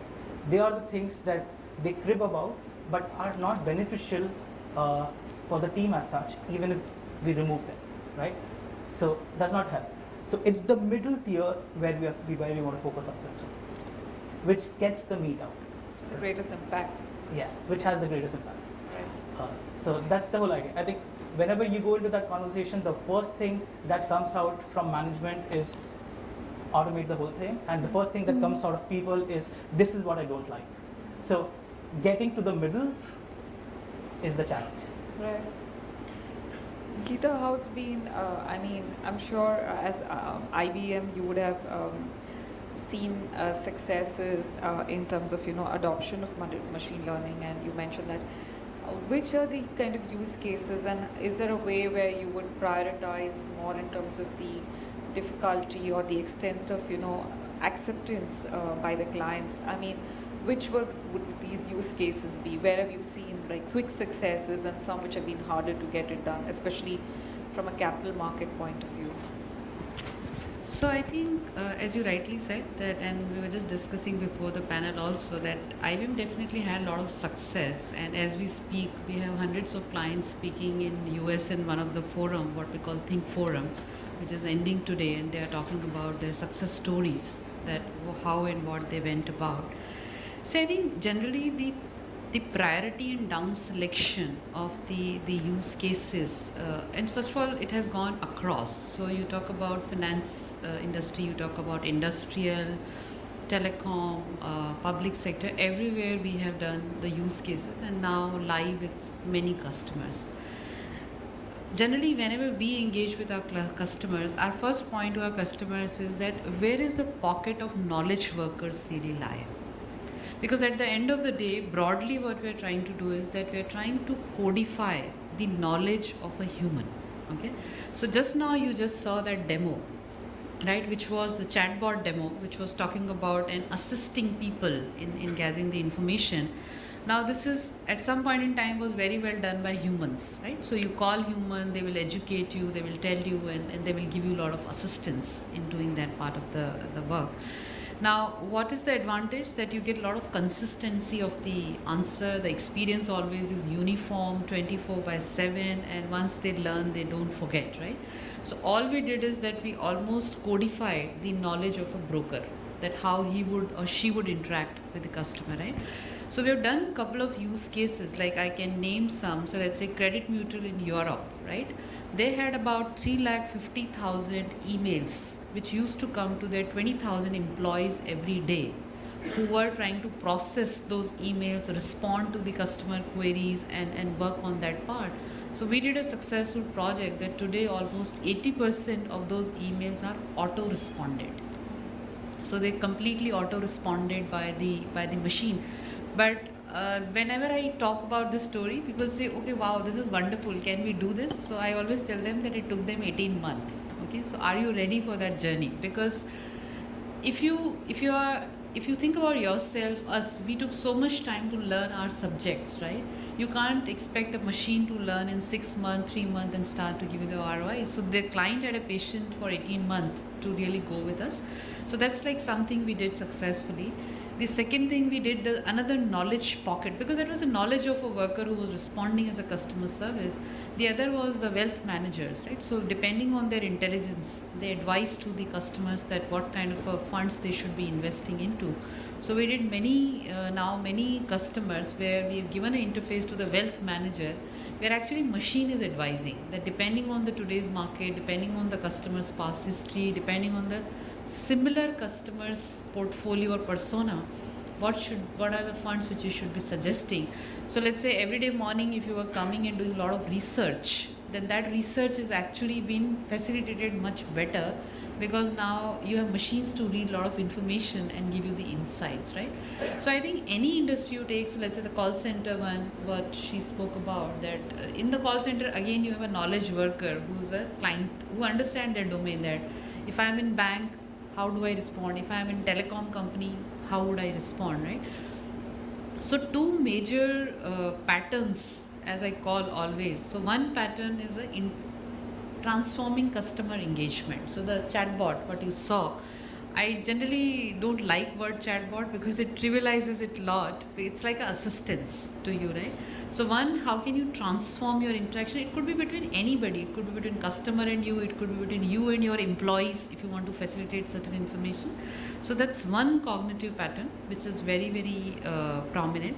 The other is what we call exploration patterns, where you are actually reading a lot of data and giving certain insights to the knowledge worker. So let's say I can read all the news articles and tell the wealth manager that how the market is moving and what should he or she be suggesting, or to a procurement guy who does, let's say, a lot of raw material buying. Okay, so for buying raw material, they just read many industry reports. They see the dollar value fluctuation and all. Basis that they take decision. So all we do now is that we take this cognitive exploration pattern, we codify this, and then we start to enhance more and more. So I think across every industry, we have done that. Procurement, wealth managers, contact center, those are the top use cases. And in India, if I can spoke, because they are now went live on publicly talking about. So like for a telecom company, we are helping them with their network engineers, because that's another pocket of knowledge. That what does he do after looking at all the data? We're just trying to codify that. So that's been the experience what we have. So I think the customer engagement part is probably the obvious one, and where there is a greater impact that's seen. Ramesh, in your experience, are there areas within the mid office and back office where you have seen essentially machine learning being adopted? A lot of, I think I'm primarily dealing with the financial services space. Most of our solutions in the financial services space. Two things that come to my mind here in terms of the kind of use cases that we spoke about. Let's just elaborate on that. Like if you look at mid-office area, for example, we do work in the trade area. For example, today, what they do, trade documents come into centralized shops, and problem is of queuing, because you could have a $1 billion trade LC coming in the same time, 100,000 advising entry coming in, and this has to be kind of allocated to. Can't be allocated to the same set of people. The skill levels are very different, right? So you have to really, and that cannot get stuck in the queue. Classical queuing logic will tell you that, okay, first in, first out, queue it up, take it out. That doesn't work in this world. So what we've done, for example, for a bank in Middle East is where we've basically taken the thought process, skill levels of the particular trade processing shop worker is analyzed. Depending on some of the contextual information that we get, the queuing is done very intelligently. And that kind of saves a lot of time. So simple stuff like SLA build-up is a very, very simple topic. But at the same time, it's also critical, because you could have had a very big customer being dissatisfied simply because you've not done it in the right way. So these are some of the very interesting examples. But I just want to go back to the other point, hype versus what is real. And I just want to run past through a more, I think, example that people here can correlate. So we've been doing work for a research agency, so to say, in the capital markets area. And typically they churn out research reports. And one of the cases was, hey, why don't just use NLG to just start, churning out the reports? Now, as a process looks great, now you start looking at the research reports. And we went through a huge amount of research reports, did learning of 3 years of data, what we could do very accurately is things like classification. Okay, can an automotive sector queue go to an automotive sector? Can a TMT go to a TMT? Fine, because that technology has matured. But then the final précis writing comes, right? When you have to do a complete judgment, but steel industry expert is trying to precisely write what he wants to write. There is a lot of intelligence and judgment based on that. Plant capacity utilization thought process of one analyst is very different from another analyst. And you just can't just mimic that and say it's something some machine will throw out. So here is a classic case where you still had enough meat to do the classification automation, but not go to all the way to saying I will do the research report writing completely automated. And that's a journey. So I think that's where the hype versus practicality comes. In fact, we had to stop and we said, look, we are not going to save, because in this process, out of 64 people that were running on this research scale, 40 of them were actually on the judgment side. So we had to take a check and say, look, if you're expecting these 40 people to be redeployed, it's not going to happen. So to be very practical about some of these things, and it will happen probably 2-3 years down. The intelligence comes more and more, but that's not going to happen in the way today, at least in today's scenario. So these are some of the practical difficulties also while we do implement some of these solutions. It's not all about saying everything will get done tomorrow, and as she said, gestation periods are long. You have to be in it. There will be failure points, and clients will be at your throat because they're not seeing the benefit that you promised them in day zero, right? So I think it requires a lot of patience as well. So I mean, connecting to both Geeta and Ramesh, your point, how have you all justified the cost elements? I mean, in the sense, given the time frame for implementation and making sure that there is some kind of an ROI that yes. is kind of demonstrated, right? Because I'm sure organizations don't have endless patience. Yes. So how have you hence tried the balance between testing a new kind of area where you're proving the technology vis-a-vis what the organization expects in terms of ROI? I think overall as an organization, the initial investment is always made at a very high level. So what I mean by that is, somebody needs to make the decision that, I will give a set of people 6 months to try things out. Post which, you need to start having the ROI process. Given we have evolved through that process, I would say today when we start a new problem, we always say that there is a honeymoon period that you have, whether it's a month, whether it's 3 months. So if you think you can solve a problem, the first thing is free. So we go to the clients, we work with them, we understand what the problem is, we get some data set, do a sample POC, a very quick one to get them hooked on. And you need to do a lot of that to even get someone to say yes. So as I said, choosing the right POC, ending it right is important, but then going forward and showing value before asking for the investment is the way that we've approached it, where, okay, we've shown you value, we've shown that this can help you, you can stop here, take whatever you have and go away, and we're good with that. Or we can do more, take it to the final stages, and have and track what returns you get. Can you walk us through any one example or real kind of live a real cases example that you is very difficult for me actually, to be fair. So I'm not sure I can share a real example, but I can share the thought process behind it. So most of the times, a single POC is more controlled. So if I go actually into the details, because I've done these projects myself, I've done the data science team there. So the whole idea is, you take a month, maybe 3 months of information. With 3 months of information, there are some patterns that you can recognize, or some, solutions you can come out with. Once you present them, if this, after a set of period, it's an iterative thing. So you are in conversation with somebody from the client side all the time, saying, okay, this is what we've come out with, what do you think? Take their feedback, get it back into the loop, improve the solution. At some point of time, they are good enough to go back to management to say, this is something that we've come out with. It's going to be helpful, incredibly helpful. we let them define the return. So one of the important things that we always try and keep away from is defining the return. So it's always the business who needs to define what the return is, because I don't know enough about the business to define returns. I am at heart a technology person. I'm trying to solve a problem which you say is important. You need to tell me how important it is. It's important to identify the success and the metrics which will be used Yes. right at the beginning, so that both of you all are kind of Exactly. in sync. So right at the beginning, they need to make sure that they are defining the return appropriately before we choose the POC. Diku, are there any use cases apart from the one that you shared with us on the cyber side that you all have to again? Yeah, so I think first of all, to talk about return on investment, you have to also make sure that you are able to manage the cost properly. So the approach that we have taken is really not to look at the finished product, which is really the language processor, but start at the core, which is data. So the last part of it is the language processor, and that is the part where some language processor will come and say, I can only talk to this data, I can't talk to that data. So the way we are looking at cost and more scalability, I would say, is how do you make sure that you collect data from all sources in one place in a way that it can be used by different language processor.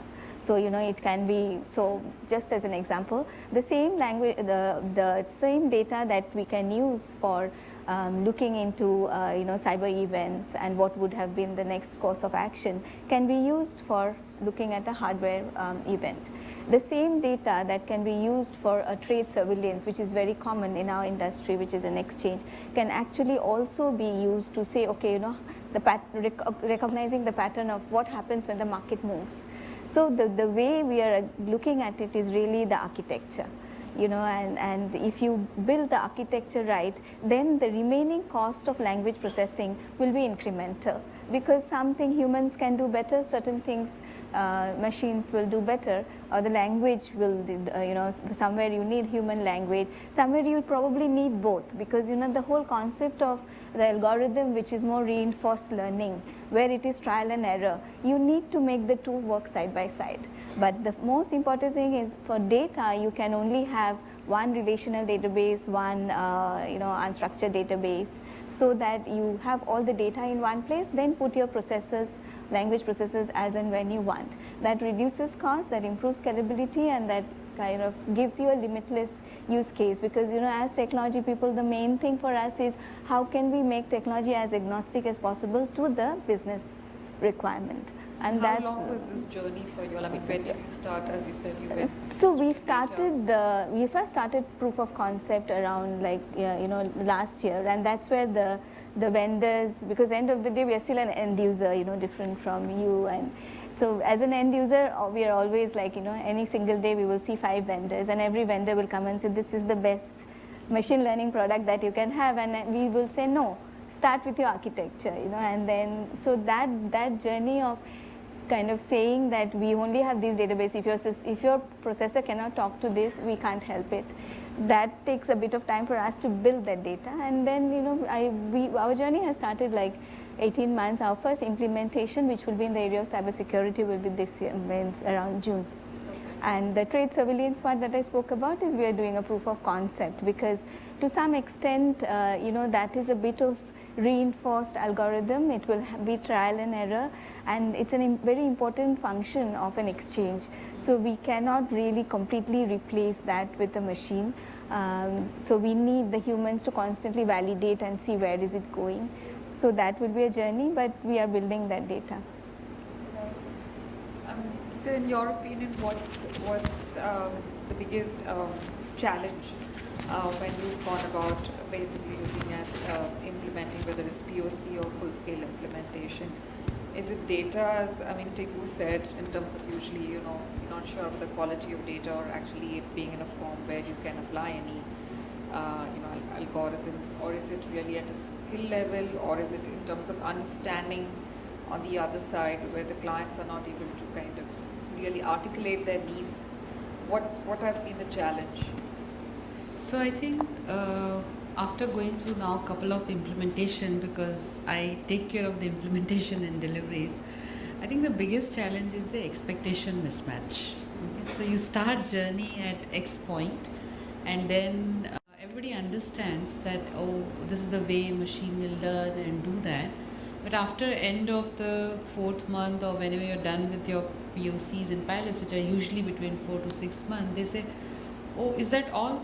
Is what it's going to give me? So if this is all it's going to give me, then it's not really useful for me, right? This probably I'll get it done from my 5 people. They'll do a better job of doing this, okay? So I think the expectation part is what, because I think because we were an early starter, so I don't see too much challenge in IBM as far as the skills are concerned or the technology is concerned, because being a technology company, we've been investing heavily into this. The issue is the expectation part of it. And the second issue is that as a business, right, you would say that, and business is valid, right, because when you're doing your job, you now don't want somebody who says that, okay, by the way, initially I will operate at 70% accuracy because I'm a probabilistic system, because I'm machine learning, I'm still learning. So business doesn't have that much time, which says that, okay, so let me help you to mature this what you have, so that in next 10 months, 12 months or 13 months, I will start to get the return and I will parallelly do both the activities, right? So I think the expectation mismatch is a bigger challenge, and a very, very deep commitment is required for you to really adopt it. So I think those are the 2 challenges I would say are the major hindrance as far as the adoption or the implementation goes. And third is starting the journey. So that's the hardest part, where you continue to educate, continue to tell people, and then at some point in time somebody says, okay, I have some small money, can you do something about it, right? So it's on everybody's charter, so they want to get started on this journey. But I think the hardest part is start journey and then mature the journey. So expectation is a bigger challenge, right? Because as he was also saying that at some point in time, I think in most of my discussion, I never use artificial intelligence. I always say it's an augmented intelligence, which means you as an expert are still equally needed, but now you should do your core job. So let's say for a procurement guy, he should not be searching on the website about prices and reading reports. His job is negotiation. So the machine learning will bring for him the data points, but the ultimate decision, as he was saying, will remain with the procurement guy. And there's a good book I think all of us can read. There's this book from Gary Kasparov, who's a chess player. He wrote this book which says that where machine learning stops, creativity begins. Which means if you start to hand over mundane jobs to machines, that's where you would start to really do some creative jobs. So it's a good book which he wrote about it, though initially he was very against machines. So that's his latest book now. Ramesh, has that been your experience as well? I think little different. I think data still continues to be a big challenge, and I'll be very honest with you, especially in the financial services sector. Indian context, our governance on data is very poor. Let's be very honest about it. Half the time you get junks, null values, stuff like that, and we can keep talking about it because the discipline to get the data in that format is not there, and that's the reality. So clearly, I think that has been a very, very key, impediment for us in terms of, if you get the data right, then a lot of kind of stuff happens. In fact, we've had a project, just to give you a little more contextual, we had a project which was in the mutual fund side, where we did a lot of hard work for a client in terms of putting the data together. And then the bidding came for the machine learning and the sexy part of that business. And unfortunately, we lost the business because someone else quoted far lower than what we would have done for that project. And then when I kind of got across to this company over an informal chat, the guys who won, they said, what the biggest ease for us was that you had already created the data for us, So it was just that simple. So the data continues to be challenged. And the second thing, I again want to bring in the fact that a lot of you guys in this room would correlate to that. The feature engineering part, we spoke about it in the earlier sessions. To my mind, a lot of it is contributed by people who understand domain.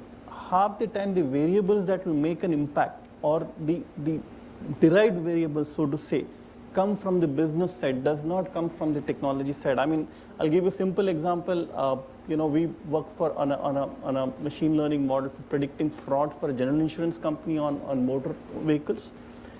And the entire structure around what variables to look at, and this was simple, a DPD structure, it was called day past due structure. The whole thing was constructed by the business team. And when we went to them, because we understood from our financial services background that something like this can be feature engineered, put across, on your own, rather than waiting for the client to give you that input. They appreciate that. And that kind of, and things like this start coming in. Where do I find my derived variables from? Two sets of data, can I combine and look at it more intelligently? That, to my mind, again comes a lot from the business knowledge. And what we have seen, the projects that we really worked well are where the combination of data scientists, domain specialists, and technology, all three inputs have to come together to make that happen. If you leave it to just the data sciences guy, it's not going to work because, and I'll give you another experience. This is again brokerage, very interesting. The first project, we did a lot of work for a brokerage firm in terms of telling where could he go and do cross-sell. And we got some, PhDs and, typical, IIT profiles to come and look at it and say, just come out with some kind of a result. And we did a lot of hard work, a lot of, models were put in place, the typical, ensemble of models, all of that stuff. Finally, the computation, the results were presented to the CEO, and it came out like, okay, a 32-year-old guy having a vehicle, having a mobile phone is likely to buy. So the CEO is looking at it saying, you don't have to tell me this. I don't need some 5 scientists to do that, right? So things like this are, that's something that I'm learning. So in hindsight, in the same project, had we gotten in the middle of in the beginning of the project, got the domain specialists into it, we would have probably constructed a better solution. That we learned over the next few set of projects that we did. So again, those are the two biggest challenges, the way I look at it. Harsh, you have any other, I think most of the things have been said, but just to complete a little bit from my side, I think education seems to be a problem, but I would put it in a very different way, where I think we have the skills, we have the data scientists, and we have the domain experts. The education needs to happen on both the sides. I want my data scientists to be more commercial, where I don't want them to, think more commercially in the sense, I don't want them to come out with the perfect solution. I want them to come out with a solution which works 70%, which solves 70% of the problem in 3 months, versus trying to solve everything in 3 years. But I also want my, business guys to accept that solution and be favorable to the fact that, machine learning will never come out with a perfect solution. But it's going to be better than what you have today, right? So, and we can have the right controls in place to have that solution working in production. But getting them together is what is required.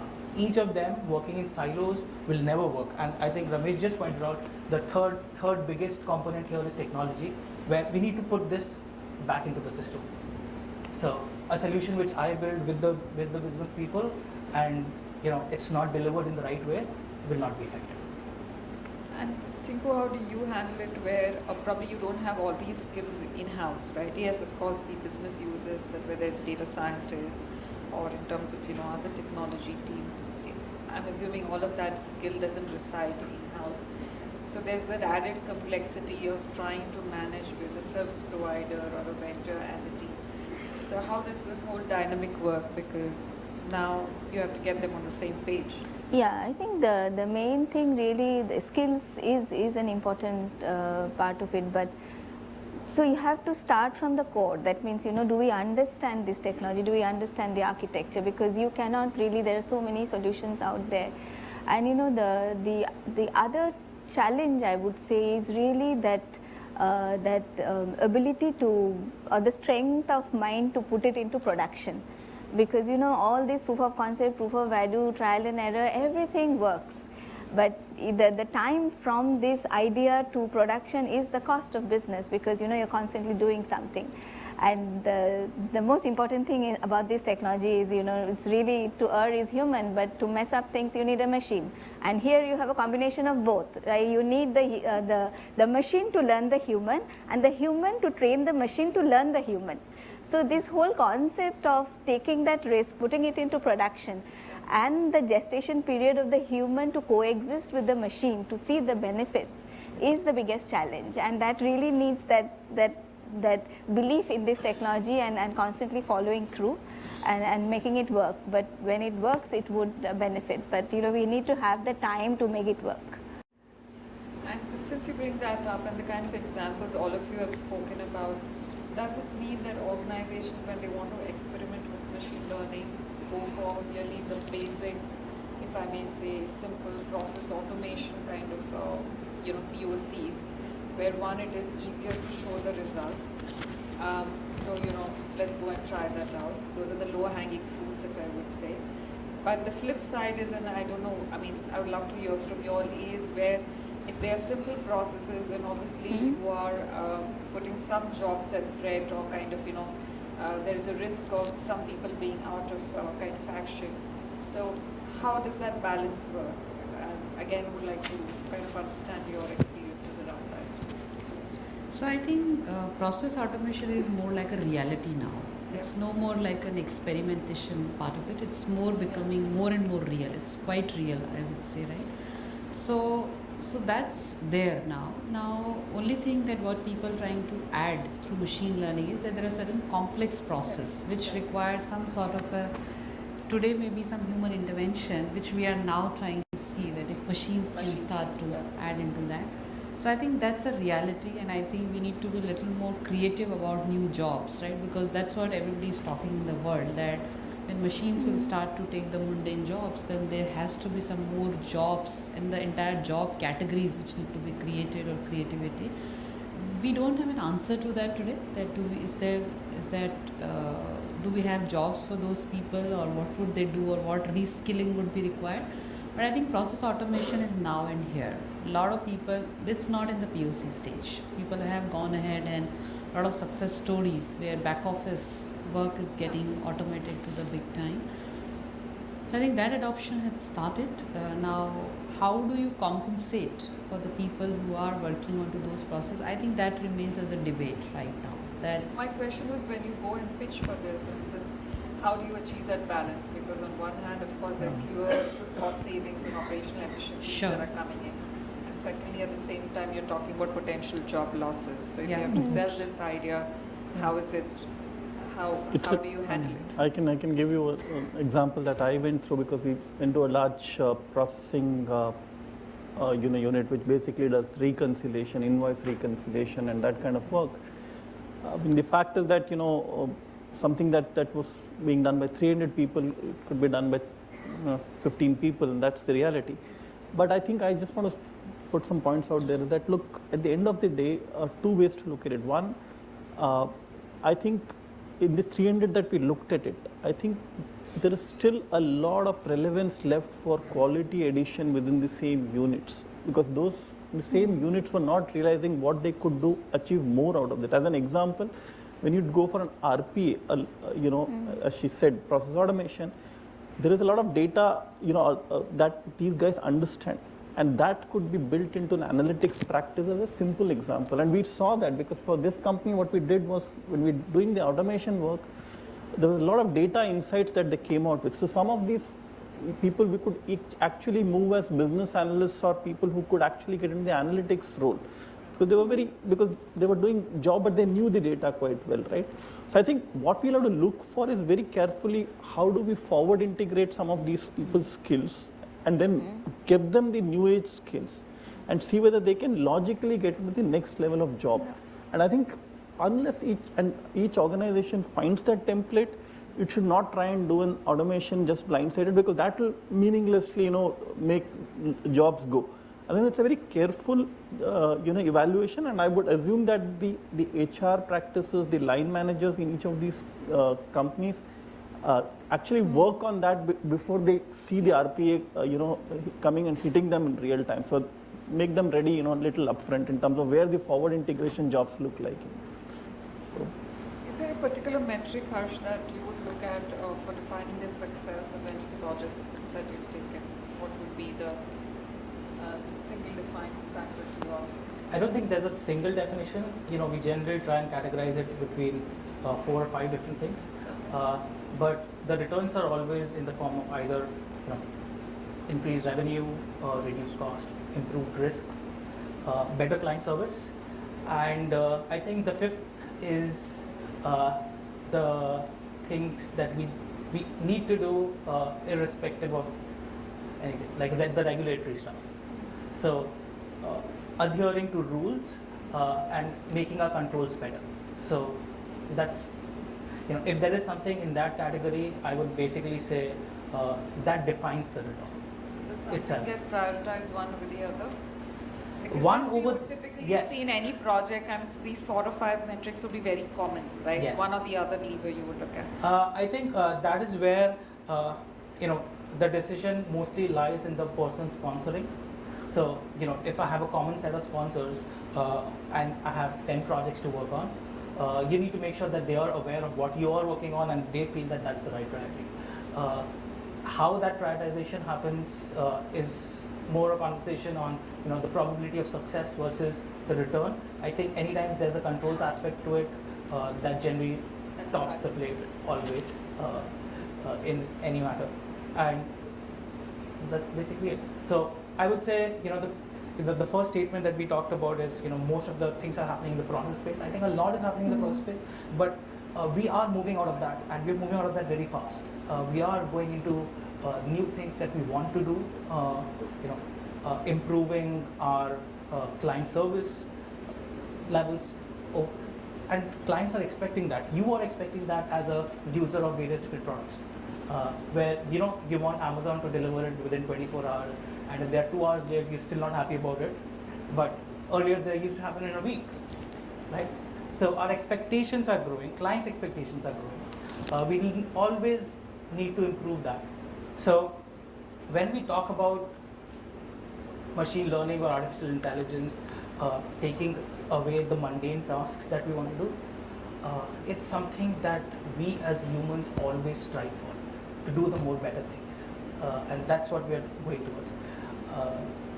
So there's going to be more things that we want to do.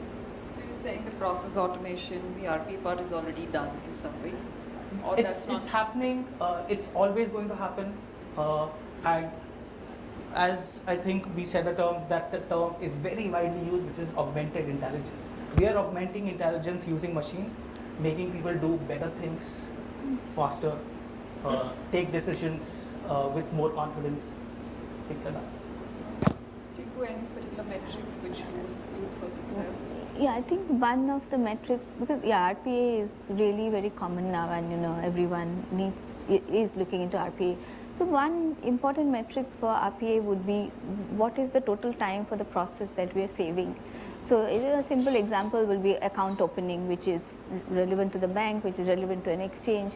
So if you see that today it takes 10 days, and for this reason, you have a AML check, you have a signature verification and all that, and you kind of start by saying that, okay, by doing it through a RPA, how much do we save, and then of course the human errors and stuff like that.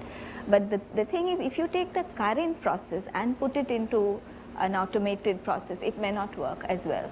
So you have that time to look at the re-engineering of process, because once you take existing and automate it, and then it will be so difficult to fix it.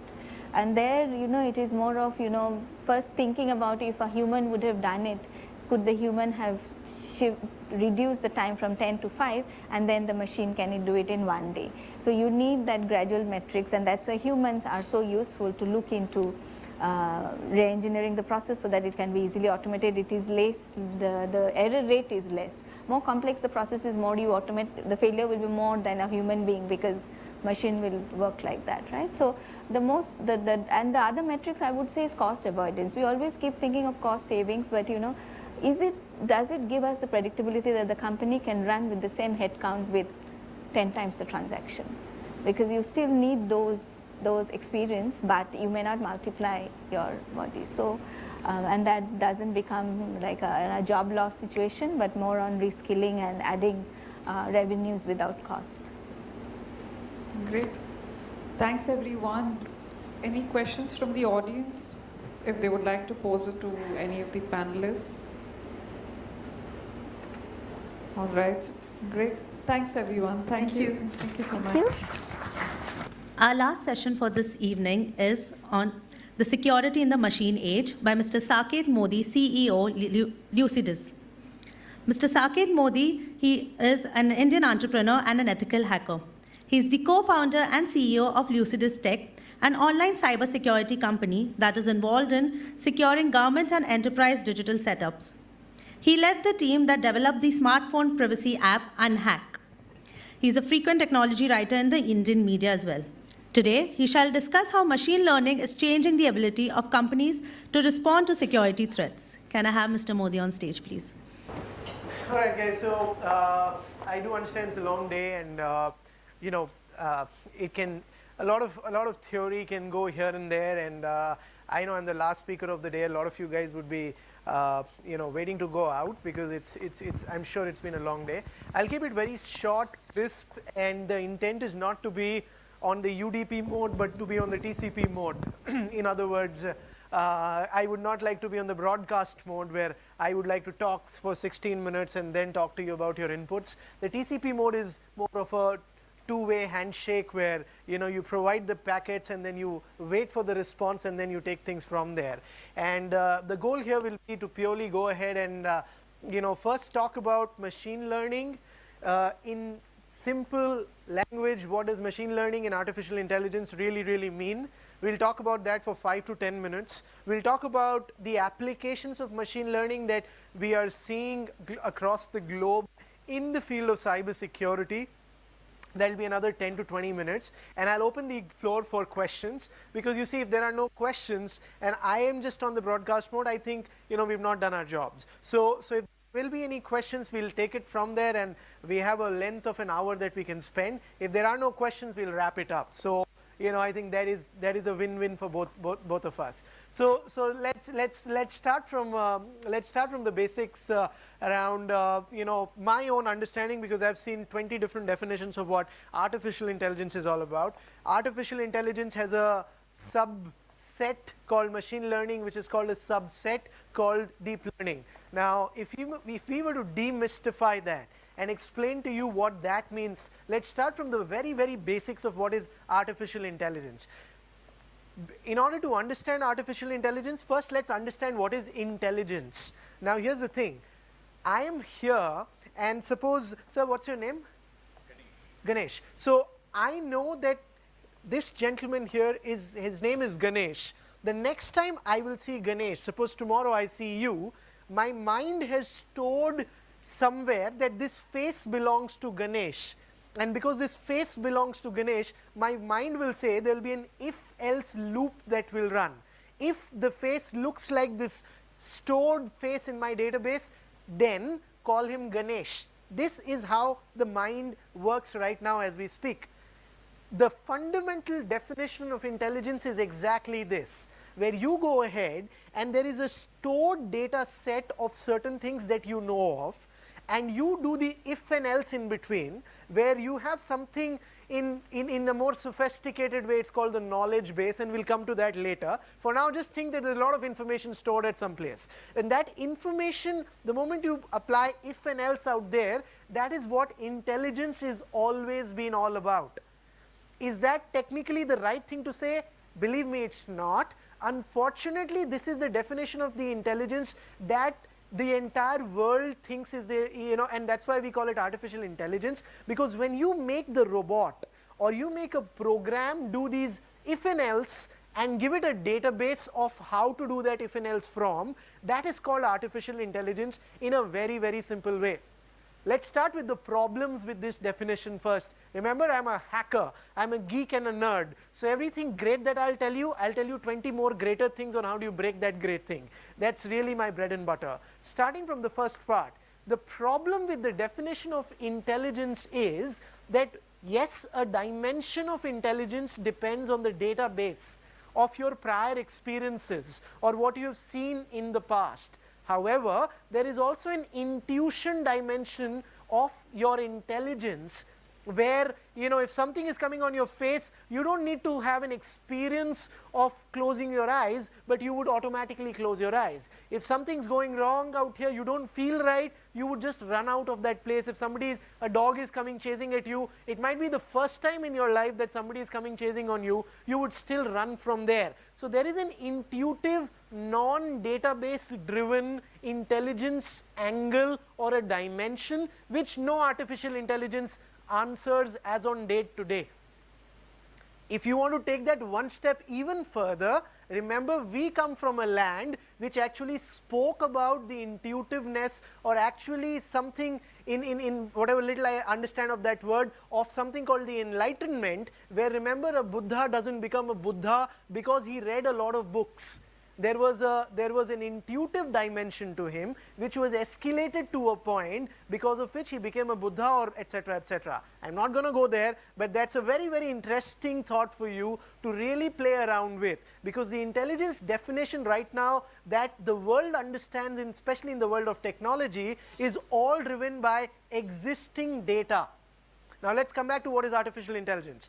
A very simple use case. So the first chapter that you learn on how, or the first program that you learn when you go to do an artificial intelligence course is, suppose there is a robot and there is a square which is drawn, or let's take this room as an example. Suppose the robot is, and assume this room is absolutely on the same level, I don't want to add the complexities, and the robot enters from this door here. You can write each and every use case. What that means is, if there is a chair in front of you, turn right. If there is a human in front of you, turn left. If there is a staircase in front of you, step up. If there is a camera in front of you, turn right. You can do these if, and you can keep doing that in a long way, where hopefully after a point you will cover the entire use case of each and every object which is there in this room. Object is a simplification, but anything that comes on his way. So you will cover the entire superset of what that is all about. If you run this as a program and define a success criteria, what will be a success criteria? So say if you see the speaker in front of you, so there's a speaker there, you are successful. So till the time that doesn't happen, the robot will keep going right, keep going left and everything. There might be some situation where the cases are not defined, and that's where the program hangs, or there goes into an infinite loop, etc., etc. Now this is the easiest definition or a meaning of artificial intelligence. Why? Can I say the robot was intelligent enough to navigate his way through? It might be a very bad and inefficient way it takes. It doesn't come here and directly go here. It might be he comes all the way here till the time he stumbles upon this particular door. He takes a right, goes there till the time he stumbles upon that chair, then takes a right and he keeps going there, etc., etc. So it might be a very inefficient way, but it is a way of intelligence. I hope artificial intelligence is something which we all understand now in a very simple way. How do you take that one step further when you talk or add machine learning to that? In a very, very simple way. Think of it like this. If I left 1,000 robots from this door and define the same success criteria there, however, each program was different. If it will be the same, it'll all take the same route. So I'll say if you see a chair, turn right in 500 programs, and I will say if you see a chair, turn left in 500 programs. Similarly, I can do these permutation combinations and see how many steps does it take for a robot to finally reach there. Machine learning simply means when 1,000 cases of this are used, it actually learns the most optimal path to reach there, and the machine learns by itself and then finally makes its own if and else library. So the final thing what it will follow on whether you have to go right or left after seeing a chair will not be hard coded even in an if and else statement. It will be basically taken basis the number of use cases that have already happened in the past, and based on that, whatever has been the most efficient decision that you take to move left or right, that is what fundamental machine learning is all about, where the machine is itself creating if and else. Programming means if and else. Let's be very clear on that, because there's no more jargon. If and else is programming. That's all programming is all about. So if you make your own if and else statements, that is what machine learning is all about, and that making of if and else statement happens from data-backed sources. Let's take a real example that we are all familiar with. Let's take an example of self-driving cars. Now, every time the road bends by 30 degrees, he sees that the driver is bending his steering wheel by 16 degrees. Just giving an example. Now, if the data is being captured, that because there are cameras to see every time the road bent 30 degrees, it can be 20 roads or 200 roads or 2000 roads in different places. The driver almost always did either 16 degrees or 15 degrees or 17 degrees. The mean of that is 16 degrees, and the machine is super sure that no matter what happens, when I am self-driving this car, because I have this data bank which says every time there's a 30-degree turn the steering by 16 degrees, and I'm going to follow that. A much easier application of machine learning in all our lives is Google Maps. Google Maps, if you notice, there are always shortcuts to a way. However, Google Maps intelligently sees the volume of traffic that goes through a particular way and the speed at which it goes. Remember, there are two dimensions to Google Maps. One, which has the least traffic. The second, you can also be directed through a lot of small little lanes here and there, which will have very least traffic, but there's a good chance there'll be a big pothole in between, and you'll not be able to navigate that. So one is least traffic. The second is you can go on that particular way or not go on that particular way. So all of that is learnt by machine learning, where the algorithm is automatically learning for its own self on how or where you need to go, and and it suggests you the way. The scary part of all of this, probably Google can become the first ever dynamic content provider on hoardings. Imagine this, now you don't have static hoardings, right? You actually have large LED display screens which are everywhere. Don't be surprised a few years down the lane where, depending on the number of people which are passing by and the time at which they are passing by under a particular hoarding, you will see a video or the ad based on the psychology of the people who are driving. Right now, when you give an ad outside, it's purely thinking, ye school ke bahar laga dete hain, because a lot of school children come and go. Now it can be school ke andar, male, female, iska kya interest level. We've seen the Cambridge Analytica breach, which has happened breach happened long back, but the disclosure happened just a few days back. So I'm just trying to say we'll go to a very different dimension, and Google is of course leading its way through that. But coming back, remember, machine learning coming back in a very simple way is a way by which the machine automatically learns on what and where should be the most optimum if and else. If already pata hota hai, which is a problem statement.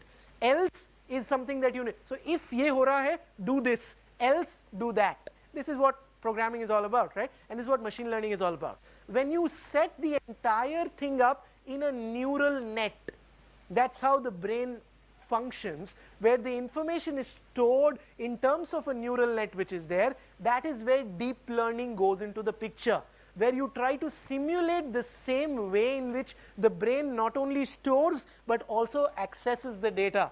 And it's super efficient, remember? So that's deep learning. But I see today's topic is machine learning, and how do you apply that into different things. So I hope one thing is very clear. What is intelligence first? What is correspondingly artificial intelligence? And what is the learning in the artificial intelligence that you keep learning through use cases, and then you do things around that. One last example which I want to do and want to give you on machine learning, and then we'll come to cyber security and how do you apply machine learning in cyber security is, before I go there, I'm sure you've seen a lot of these IBM Watsons saying that, look, for the first time ever, there are so many, in chess, in so many brain games, the machine was able to defeat a human being who had a practice of so many years. There are two dimensions involved out there. One is being able to compute all use cases for the future. Not only that, the machine can actually read all the stored use cases of what a chess game can go from that particular analysis. So what's happened in the past, and secondly, because the permutation combination can be very, very high, but again, thanks to the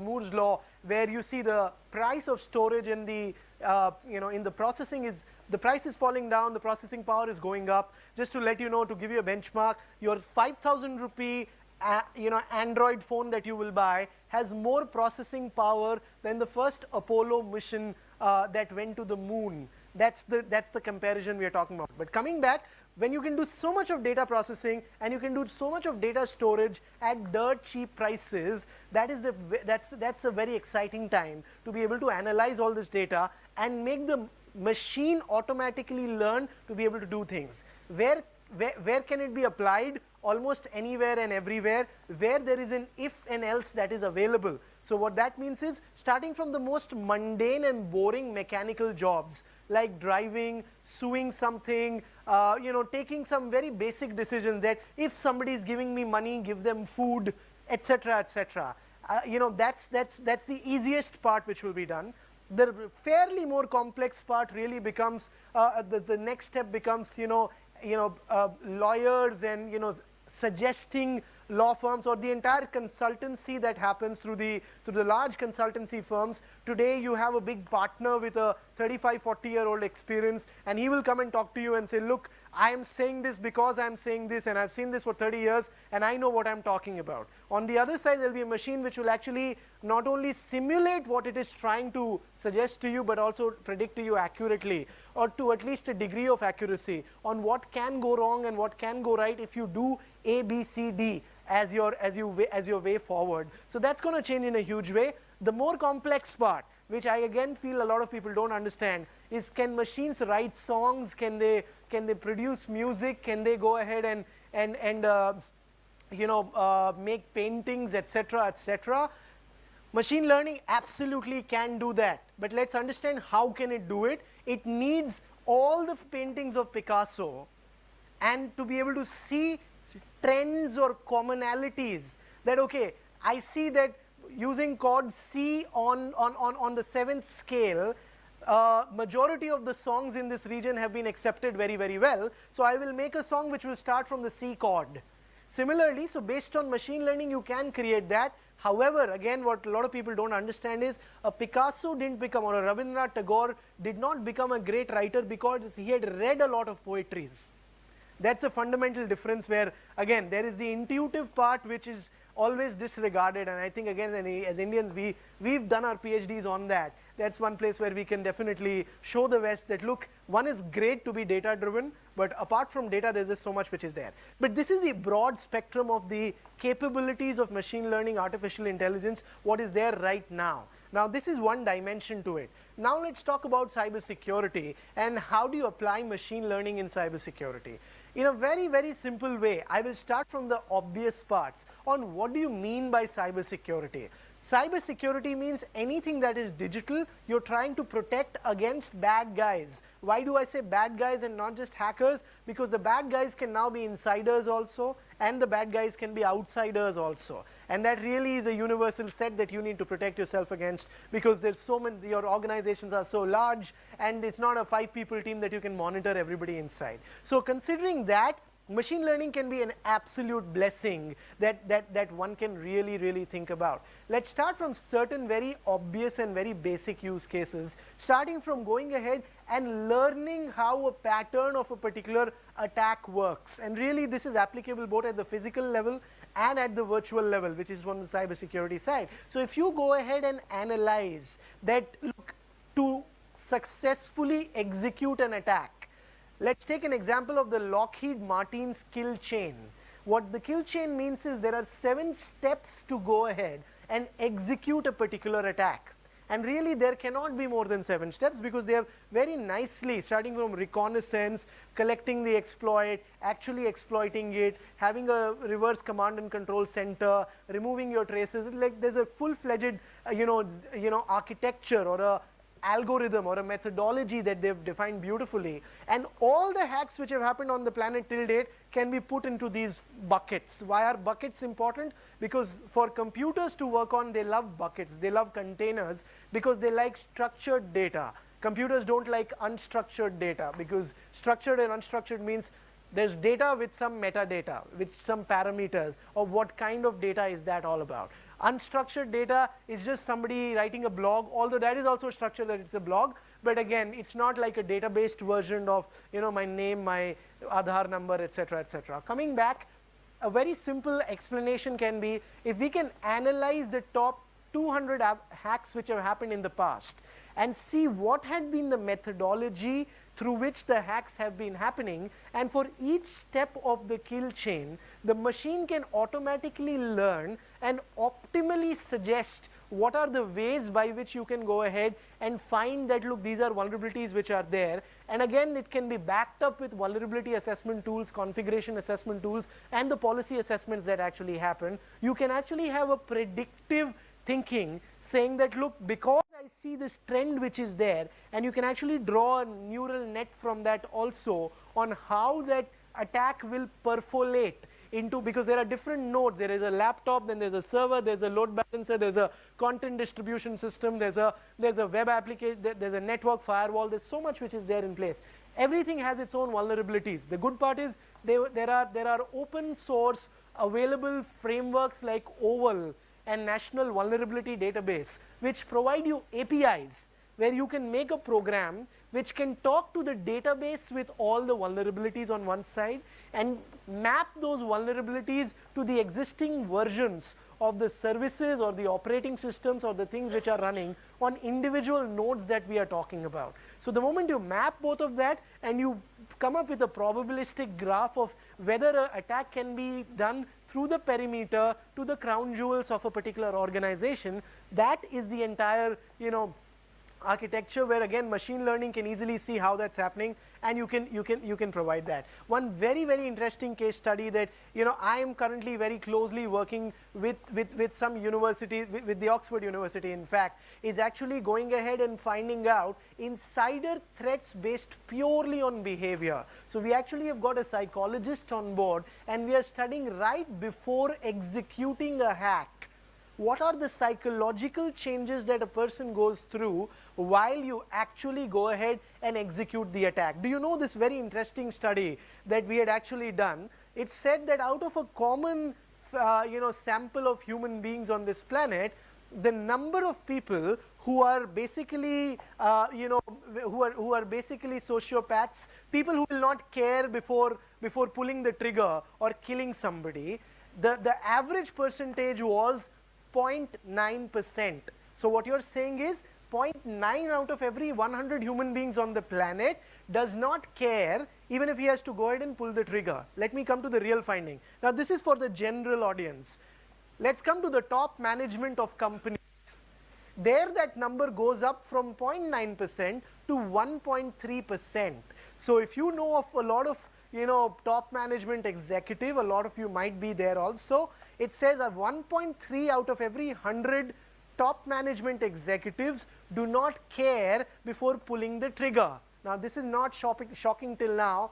Let's talk about IT administrators or CIOs and CTOs. When the assessment was done for them, you will be surprised that the number went from 1.3% to 4.2%. People who are on the system 24/7, not like 24/7 literally, but their living is on the computers, in anything digital, you're saying 4.2 out of every 100 people in that sample set that you're talking about will not care before pulling the trigger. That is the kind of scary society we are living in. And that is the funny thing, because the moment you understand that, you actually see the way these 4.2 out of 100 people operate, how cold they are in writing the emails, starting from the keyboard dynamics of the pressure by which they actually, enter each key, till the spacing in between when they are typing the letter, the speed at which they are typing, all of this changes right before an attack that is there. So you can actually, again, this is where machine learning comes in, where you can individually profile a person, that a person knows how to write on an average 77 words per minute, and that's his average which is there. However, suddenly, if that 77 is being shot up to 150, something is wrong with that person. Does that necessarily have to be that he's trying to hack into something? Not necessarily. It can be a bad fight you've had with your husband or your wife, and you just want to, you know, blow up things around that. If you remember Breaking Bad, a very good example on how there was a guy at the air traffic controller who made, you know, who actually got two planes to collide because he had a bad fight with his wife, and of course that's a fictional show, but let's be real that this is where the world is going, and thanks to behavior analysis, you can now predictively say that, look, something is a red flag of what that guy is doing, and then you can start monitoring the events and the logs that that computer or that particular device that he's handling, can be a server, can be a router, it can be a switch, anything. You start going deeper into that as you move inside. So that's the degree of, you know, analysis, and again, this can be all automated. Why is it automated is important or machine learning is important? Remember, we used to do macro level surveys 5 years, 10 years, 20 years back to understand the general feedback of people. Thanks to technology, now this can be so micro focused, where every person will have a profile of his own on what he does, how he does things. In fact, that's exactly what happens with Google, Facebook, or any social media which targets ads to you.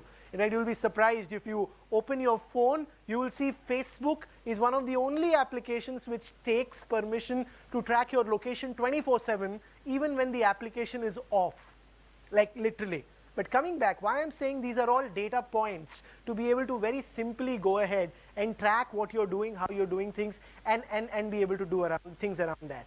Can you take this one step further apart from GPS and things like that? Absolutely. So I don't know if you know this, but your phone has a gyroscope, it has a accelerometer, it has a proximity sensor, each one of your phone out here. And every time you stand up and start walking from here, the program can accurately, with a degree of accuracy of more than 98%, go ahead and predict that, you know, the person just stood up, the person just walked. Oh, he's walking at a particular speed, that means that, you know, there might be something wrong which is there. And the most deadly attack happens when you combine that with the Fitbits and the Apple Watches, where it's not only looking at your external parameters, but knows how your heart is beating, how it's reacting. One classic case was, and a very interesting case was, how casino players have started hijacking people purely by being able to see the fitness band data. Because when you get the cards, if you want to bluff, you can bluff with your expression, but one thing you can't, or in general you can't bluff on, is your heartbeat. Because when you're bluffing, you know that you're bluffing, and just based on the way your pupil changes, which you can monitor through the cameras, and the Fitbit monitoring your heart rate or your pulse rate, you can accurately find out whether the guy is bluffing or not. That's the excitement of the world that we are going towards. Where does machine learning come into this? All of this can be machine learning, because the machine will automatically learn. It's almost like, you know, a computer becomes impossible to defeat, because it'll know exactly when you're bluffing. It'll know exactly when you're lying. Bluffing doesn't only need to be in the casino. It can actually be one step further. All our you know, all our ways in which, you know, we used to do lie detection, that can go to a completely new level. And again, all this thanks to data which is there. So the application of machine learning, and that's the reason why, you know, people like Sundar Pichai would say artificial intelligence and machine learning in a way is a bigger thing than the internet itself, because you finally are getting to do things in an automated fashion. And automation is the key, because you can now micro-target people. When I say target, it doesn't have to be a physical target that somebody is trying to kill you, but actually micro-target you to start to make you think in a particular way, do things in a particular way, and that's what Cambridge Analytica was all about. And it's not just Cambridge Analytica and Facebook. I mean, you know, companies are doing that for a living. So there's a lot of super exciting work which is happening on that side. And when you can uniquely profile the people, you can authenticate them, you know that this data is coming only from this guy, and the moment there is a change in that particular thing, you know that there's some anomaly which is going on out there, and you get to do things around that. So I will see the time. I don't know how much time is left because there were, okay, it's 30 minutes. So, so I'll open this up for question. As I told you, I'll only take 30 minutes. If you have questions, we'll talk about this further. Otherwise, I think we'll be good to go. Yeah. Questions, anybody? Sir.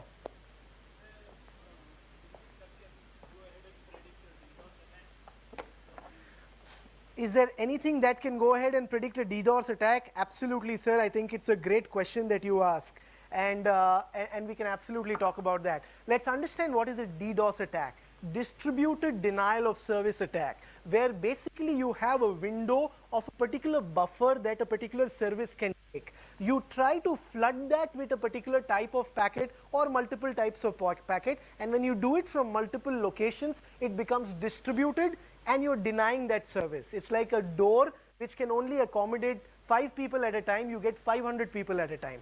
Can that be predicted? It can be predicted to the level where the analysis, if it's a targeted thing from a group, so starting from hacker chatter monitoring. So what Watson does in a very smart way is, it has this huge library of, you know, deep web or dark web URLs which are there. It really does that in a very good way, where all these blogs and forums where somebody is discussing. So suppose I am from, let's take an example of JP Morgan Chase, right? Just a random example. If somebody is planning or a group is planning, that keyword can be there, JPMC or JMC or JP Morgan Chase, and a DDoS or you know, certain keywords around that, it can be predicted to that point. Now that's one way of predicting it. The other way of predicting it is if you have enough data to be able to see how many DDoS attacks have happened in the last 10 years on the kind of companies and the motivation of people that come around that. So that can be another way of predicting that thing, but DDoS is fairly new. When I say new, we do not have enough data where DDoS has really taken down things in a massive way. So that method might not very accurately work, but in a world where we are moving towards where anything and everything is logged and we have SIEMs running all across, that's something which in the future I'm pretty sure will be done. So yeah, I hope that answers your question in a small way. Yeah, questions? Sir? I had a question. Actually, this was not related to cybersecurity. Sure. I think the whole day, so we are also actively working on a lot of process automation. Sure. Or putting bots for a lot of processes. Sure. So one concern is that, you know, obviously you're going to dismantle a whole human architecture. Sure. By automating a lot of stuff. Sure. And all of this is embedded logic. If somebody was to do some mischief and hack into that logic, sure, then there is an opportunity or a danger of things going horribly wrong. Sure. Right? So how do you Protect. Yeah, protect. Okay, so let's objectively divide what you asked, sir. There are 3 things here. Knowledge base or data sets, which is the inputs. The logic by which you're processing the input, and then the output. Where can a hack happen? Answer is all 3. All 3 can be hacked, right? Let's start from the first one. If your knowledge base, the place where you're getting data from, is hacked, it's garbage in and garbage out. You don't want that to happen. Your question is on the second piece, that formula by which you are actually learning things and trying to come up with an output, can that go wrong? The advantage of machine learning is you don't predefine any formula.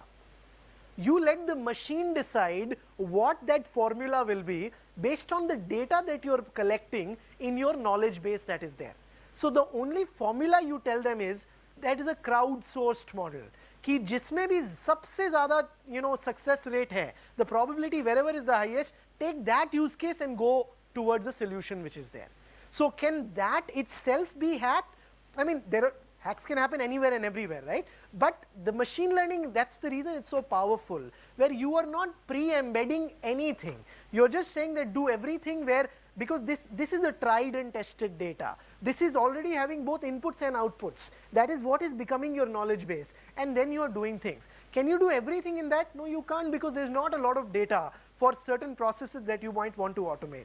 Then you have to hard code the intelligence. And that's where AI comes into the picture. Can that be hacked? Absolutely. And there's a lot of times where that has been hacked in a very, very big way. And nothing can be done with that. In fact, you know, I was discussing this with my colleague just half an hour back. Do you guys, I don't want to repeat this, but do you guys know about the target big data analysis and artificial intelligence hack? How many of you know about it? Nobody. Okay. So I'll quickly give you the story. That's exactly what you're saying, what happened there. There's a father of a daughter who's 16 years of age. He got a mail. The mail says, Mr. Ron, congratulations on, not Mr. Ron, it actually addressed the daughter, and it says, congratulations on your pregnancy. Pregnancy is a wonderful thing to have, and we see that you're in the initial days, so we would recommend you should do A, B, C, D, E, F, G, and by the way, to buy all of these things, these are the nearest Target stores near you, and if you want, we're happy to give you 40% discount in particular things. The father used to check the mails of, you know, the daughter. He got furious when he saw the mail, rushed into the nearest Target and bashed the manager there, that who the hell do you think you guys are? Are you guys trying to encourage my daughter to get pregnant? She's only 16 years of age. What the hell are you doing? The manager had no head or tail about how the mail came to her. He obviously apologized because that mail had come from the marketing department. The next day, the father came back. The father comes and tells the manager, you know, I have something to say. I'm extremely sorry for what I did yesterday. As it turns out, my daughter is actually pregnant. And I didn't know about it. She has not said about this to any person. And I don't know how the hell you guys came to know about this. And the manager also like, I also don't know. And when they found out, basically the daughter had a shopping card with Target. Like we all have our, you know, whenever you go to food bazaars, etc., etc. There it was programmed. The logic was, if a lady, it has to be a lady, is buying a odorless soap and food which is very high on potassium and sodium, there is a 98% probability that the lady is pregnant. The flaw in that logic was, it was not checking the age. So it was just shooting that to any person who would you know, buy that thing. And 98% probability is a pretty high and a acceptable business risk that even if it goes to two girls who are not pregnant, I mean, you don't mind that, right? Because it's a good feeling that people get that. This is the degree of big data analysis, or in other words, artificial intelligence, where you go ahead and you automatically, you know, do things. Can this be modified? Of course. If somebody hacks in and says, if it's a guy who's doing it, even then send the information, or you can change the parameters. That can absolutely be done. It depends on how you're storing the logic, which is absolutely a crown jewel out here. And you know, there are multiple ways to do that. So that's more of a technical side, but is it possible? A lot of times it has happened, and it keeps happening all the time. The output, can that be hacked? Oh, absolutely. I mean, we've seen too many places where a lot of research work, because research is also about the output that you produce, has been hacked in a bad way. And we've seen a lot of Chinese companies, unfortunately, you know, they would just steal the thing. One classic case, not exactly for artificial intelligence, but of, you know, stealing the output has been with a company called Nortel. If you know about Nortel, which used to be a more than a $200 billion in market cap company at one time, today is bankrupt because all its R&D, any new phone it was going to come up with next week, there will be a Chinese company which will come out with the same specs, and you don't know how, because all the research money went into the drain, and Nortel of course became a bankrupt company, and you know, we all know what happened there. So the point is just that all three places the hack can happen, sir. How do you protect that? I mean, it depends on how you're storing it, how you're processing it, the architecture you've got around that. So it's a long answer. Short answer is you can hire me and I'll be happy to do that for you. go ahead. Yeah. Sorry. For attacking? Oh, yeah, absolutely. I didn't want to go there. That's actually the more interesting piece than the defense piece. So Elon Musk tweeted, I think this was last year, it says, a cyber attack which is being propagated by artificial intelligence is only a matter of time. And when that happens, it has the potential to become some of the biggest cyber attacks which has ever happened on the planet. Because the good part, or the deadly part of AI is it's self-learning. It can keep evolving. So you have humans trying to change controls while there's a machine which is learning that and immediately coming out with what the way in which you can attack through that.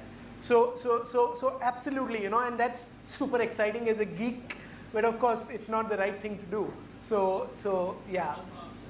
How far are we? The good part is, let's not say we, so the point is, we've seen instances of that happening. We've seen a lot of automated hacks happening 4 years back. Not many people know this, because artificial intelligence is not a new thing. I mean, it's basically process automation with a lot of intelligence, which is if and else loop. And if you automate that, that's machine learning. It's like really in 30 seconds, that's what artificial intelligence is all about. Stuxnet, the attack which happened on the Iranian nuclear power plant. Do you know how intelligent the malware was? One, it had 11 0 days. What's a 0 day? It's like a nuclear bomb in the world of cybersecurity. 1 0 day is like that. It had 11 0 days. And the moment somebody plugged in a USB drive, the software was so intelligent that it hopped from a computer to the network node to the server till finally it reached the nuclear reactor, where it changed the speed of the turbine and it actually increased the speed. Not only that, it actually hacked into the monitoring system of the turbine in order to make sure that it does not show any alarm or any anomalies are going on in the turbine. Imagine the sophistication or the intelligence of that malware. And by the way, this is 5 years old. And it's said that this was built between the United States NSA and the Israeli intelligence. It's still not been proven, and I don't think it'll ever be proven, but that's where everything points towards, because there was a political motivation, and you can't do that as a small group of techies. It requires real deep funding, not only for developing those 0 days, but also to exchange those 0 days. In fact, Vice, a very, very good publication, came out with an RFP that the Israeli government had rolled out last year for the NSA, requesting, can you please submit us or tell us the quotes of all the 0 day exploits that you have. We are willing to buy them. That's the level of exchange that's going on. So yeah, I hope that answers the question. Yeah. Anything else? I think we are pretty much through. Happy to connect with you guys on Facebook, in LinkedIn. Feel free to drop me a text there. Thank you so much for having me here, sir. And it's absolutely a pleasure. Thank you. Thank you. Thank you, Mr. Modi. It was a very, very interesting session. And also another thing, the illustrations that you made were very, very interesting. So thank you so much. With this, we come to the end of the FutureTech conference on machine learning. Hope you all had a good time. Hope you all found the session quite informative and interesting. Thank you for your participation. Wish you all a wonderful evening ahead. Thank you.